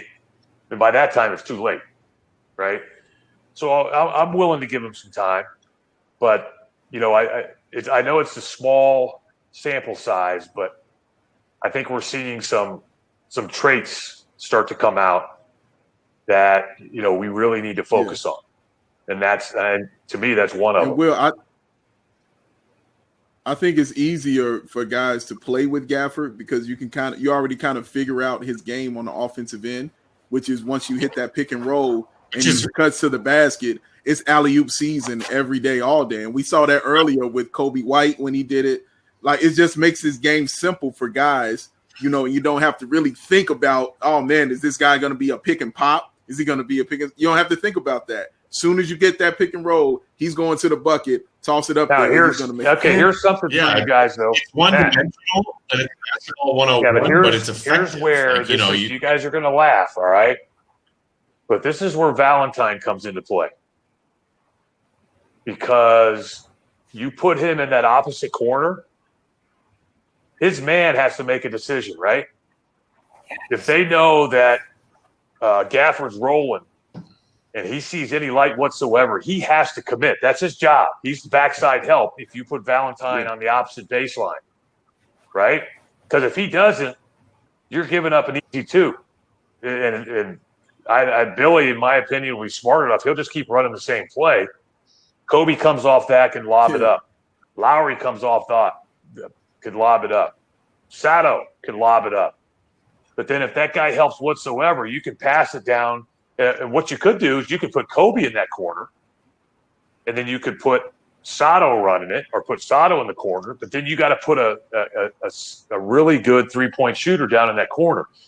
Now, the only thing that you'll see some teams do, if you put your small down in that corner, then they won't rotate that guy because they know that guy will be insignificant because there's nothing he can do if you throw it up at the rim. You're going to have a point guard running over trying to help. What's he going to do? Nothing, right? That's why you got to go with a bigger guy that can knock down that 3 to stand in the corner who's man because he's big enough has to rotate. They'll give it up the first time, right? Yeah. But the second time down, that coach will be yelling at that guy. Or let me put it this way. If that backside guy wants to stay in the game, he'll rotate the next time, even to the point where he might pre-rotate and leave that guy in the corner wide open, because when the baseline guy rotates, right, that means the wing has to guard two guys. And he has to guard his man on the wing and the other guy on the baseline. And that's where you could even immediately pass it out to Denzel, or you could pass it out to somebody else, Thad, who's proven that he can knock down that shot. And those guys are smart enough where they can catch and then boom, right out to the wing where possibly Zach's standing, because Zach's guy went down to go for the help. You know, and that's where now you talk about basketball IQ comes into play. You can't just put anybody in that corner. You got to pick somebody that's going to make the right play. We could stuff Chris Dunn in that corner, right? He's really confident in launching those threes. No, but I think you make a really good point, Will. And conversely, when you think about the game that Wendell had tonight, 3 of 11, and the few opportunities where Wendell did look to get the ball around the basket, there were a couple of pick and rolls where he was the roll man. He had a lot. And he can't even cleanly handle a pass. Dave, do you remember the one play where it was a nice transition and it was 2 quick passes in succession? Levine was flying out of bounds and dished it off to Wendell. Yep. And you were like, ain't no way in hell Wendell's ready for that pass, because he's never ready for that pass. Ever. He was shocked. Ever. He was shocked. And I'm like, and I was telling him, I was like, how is he shocked when I knew it was coming? And I'm not even on the floor. I knew the pass was coming. He's standing behind the basket. What does he expect? Dude, right. You're big and you're behind the basket. Yes, you're going to get the basketball. And it bothers me just how unprepared he looks when he's out there on the offensive end, and just how it just doesn't make sense to him. And Billy Donovan just spoke and reaffirmed his belief in Wendell Carter Jr. and his belief in his talent, which is awesome. But he's gonna say that. It's hard, though, Dave. You know that hard. Because your players are going to see that. That's what I'm saying. Well, Wendell's going to go home and he's going to see that. And he's like, "Yep, coach still believes in me. I'm okay." But we don't know what's we don't know what's being said behind closed doors. But so I wrote this down. Well, this is something I think personally they need to experiment with. All right, this is a lineup. I think Kobe, Zach, Sato, P. Will. And then take your pick at the 5. You could go Gafford. You could go Wendell Carter Jr. You could go Lowry. Take your pick. And that.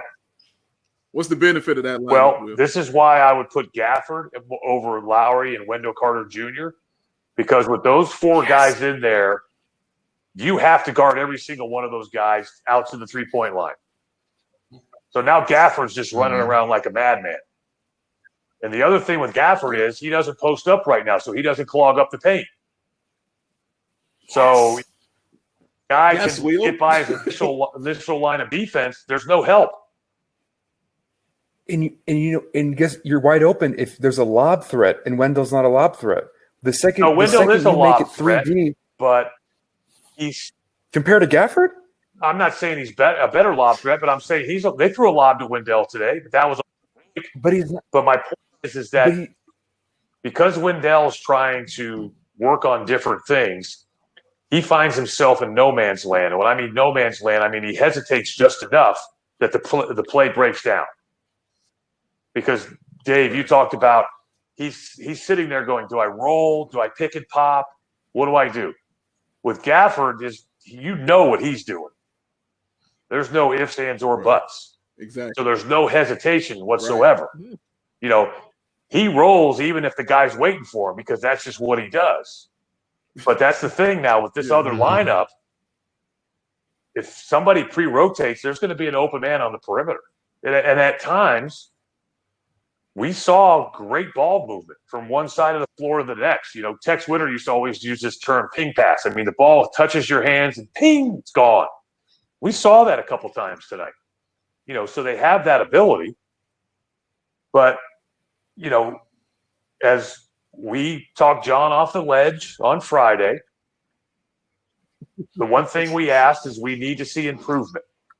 We saw improvement. So we're okay. We're not great. We're not jumping up and down. We're not feeling like, hey, things are coming together. We're like, we saw improvement. Okay. We still see all those weaknesses on defense that we saw last year.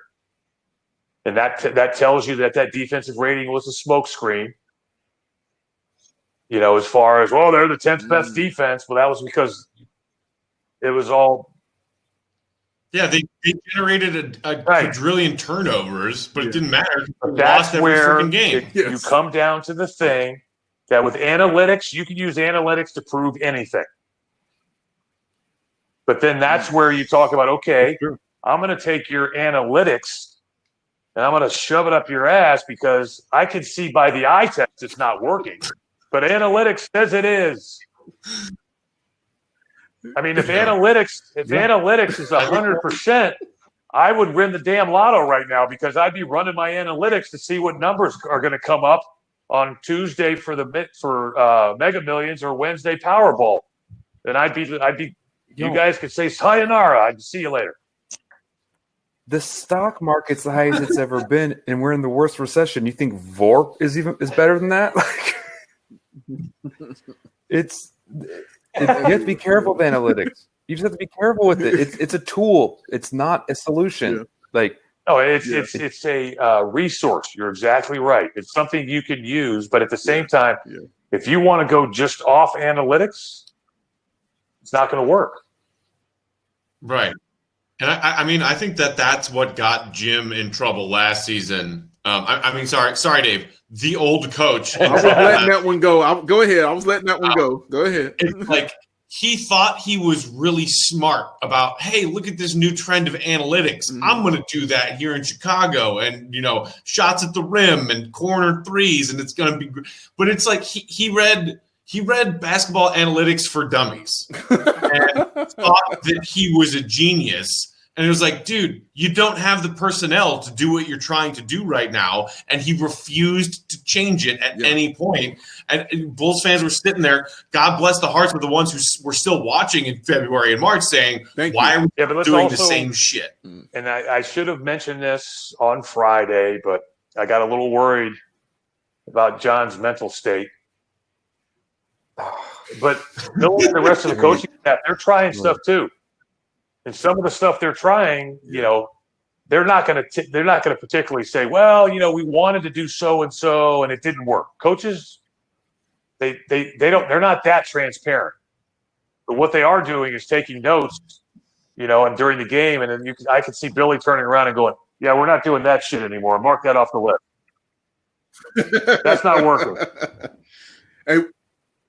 Hey, Will, what did you see from Kobe White tonight? Did it give you more faith in him being that kind of point guard that could kind of facilitate? Because we talked about in the third quarter, the pick and rolls that he was running and how good he looked running those.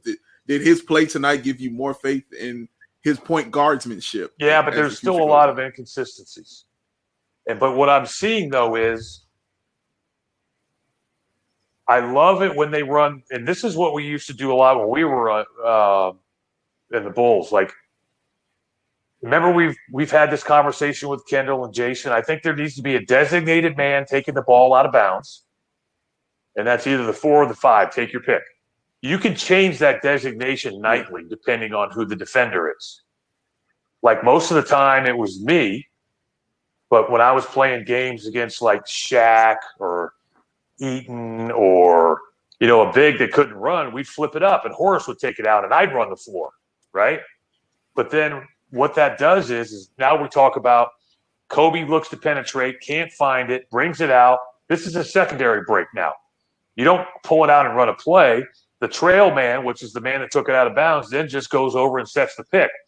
For some reason, Kobe and the offense seems to run so much smoother off the break than it does when you set it up in the half court and then try to do the same exact thing. Yes.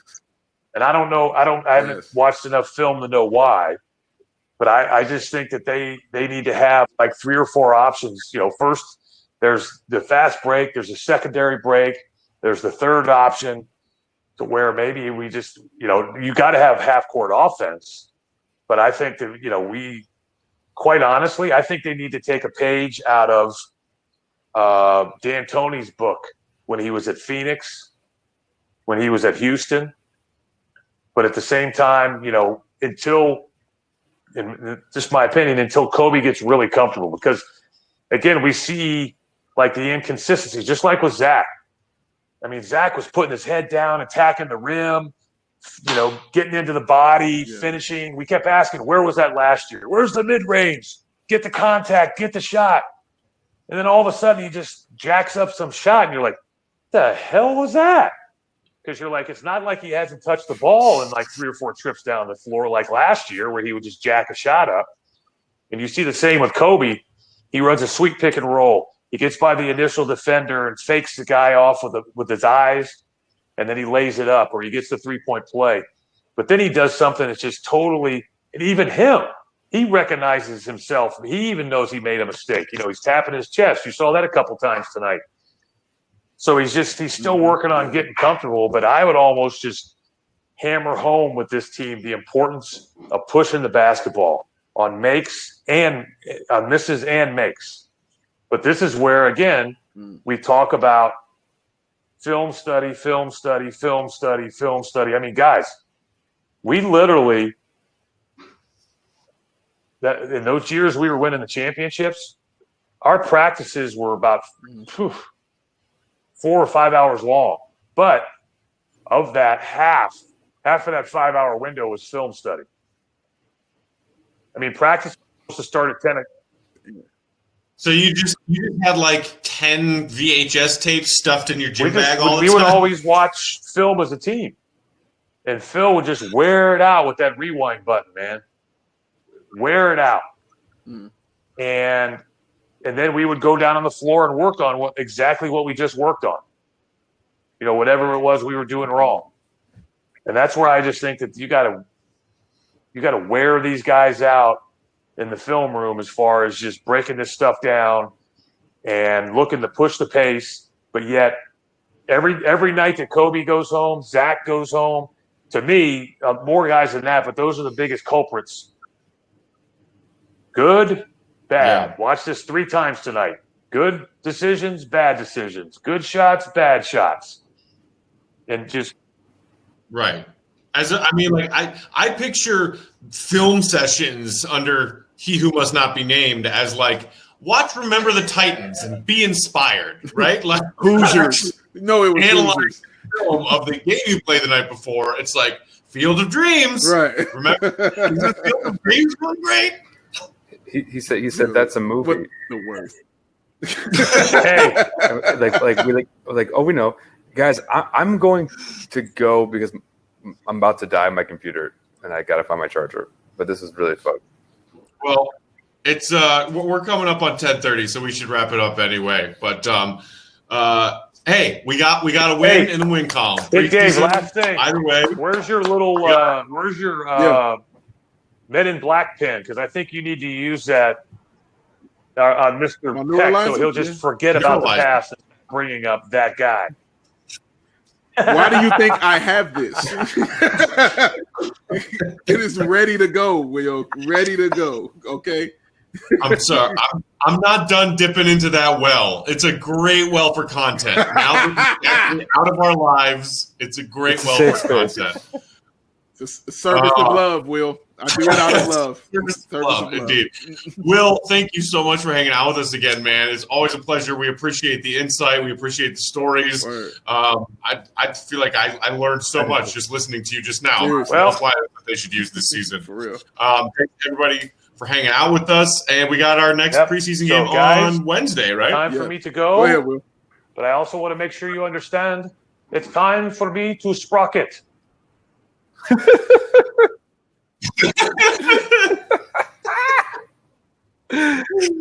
Will Perdue, ladies and gentlemen.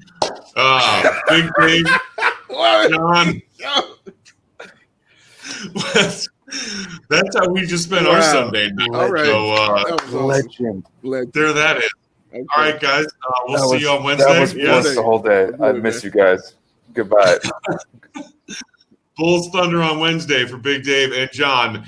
and the recently exodus Will Perdue. Matt saying thanks for hanging out with us on Hot Mic, everybody. We'll be back on Wednesday. Peace out.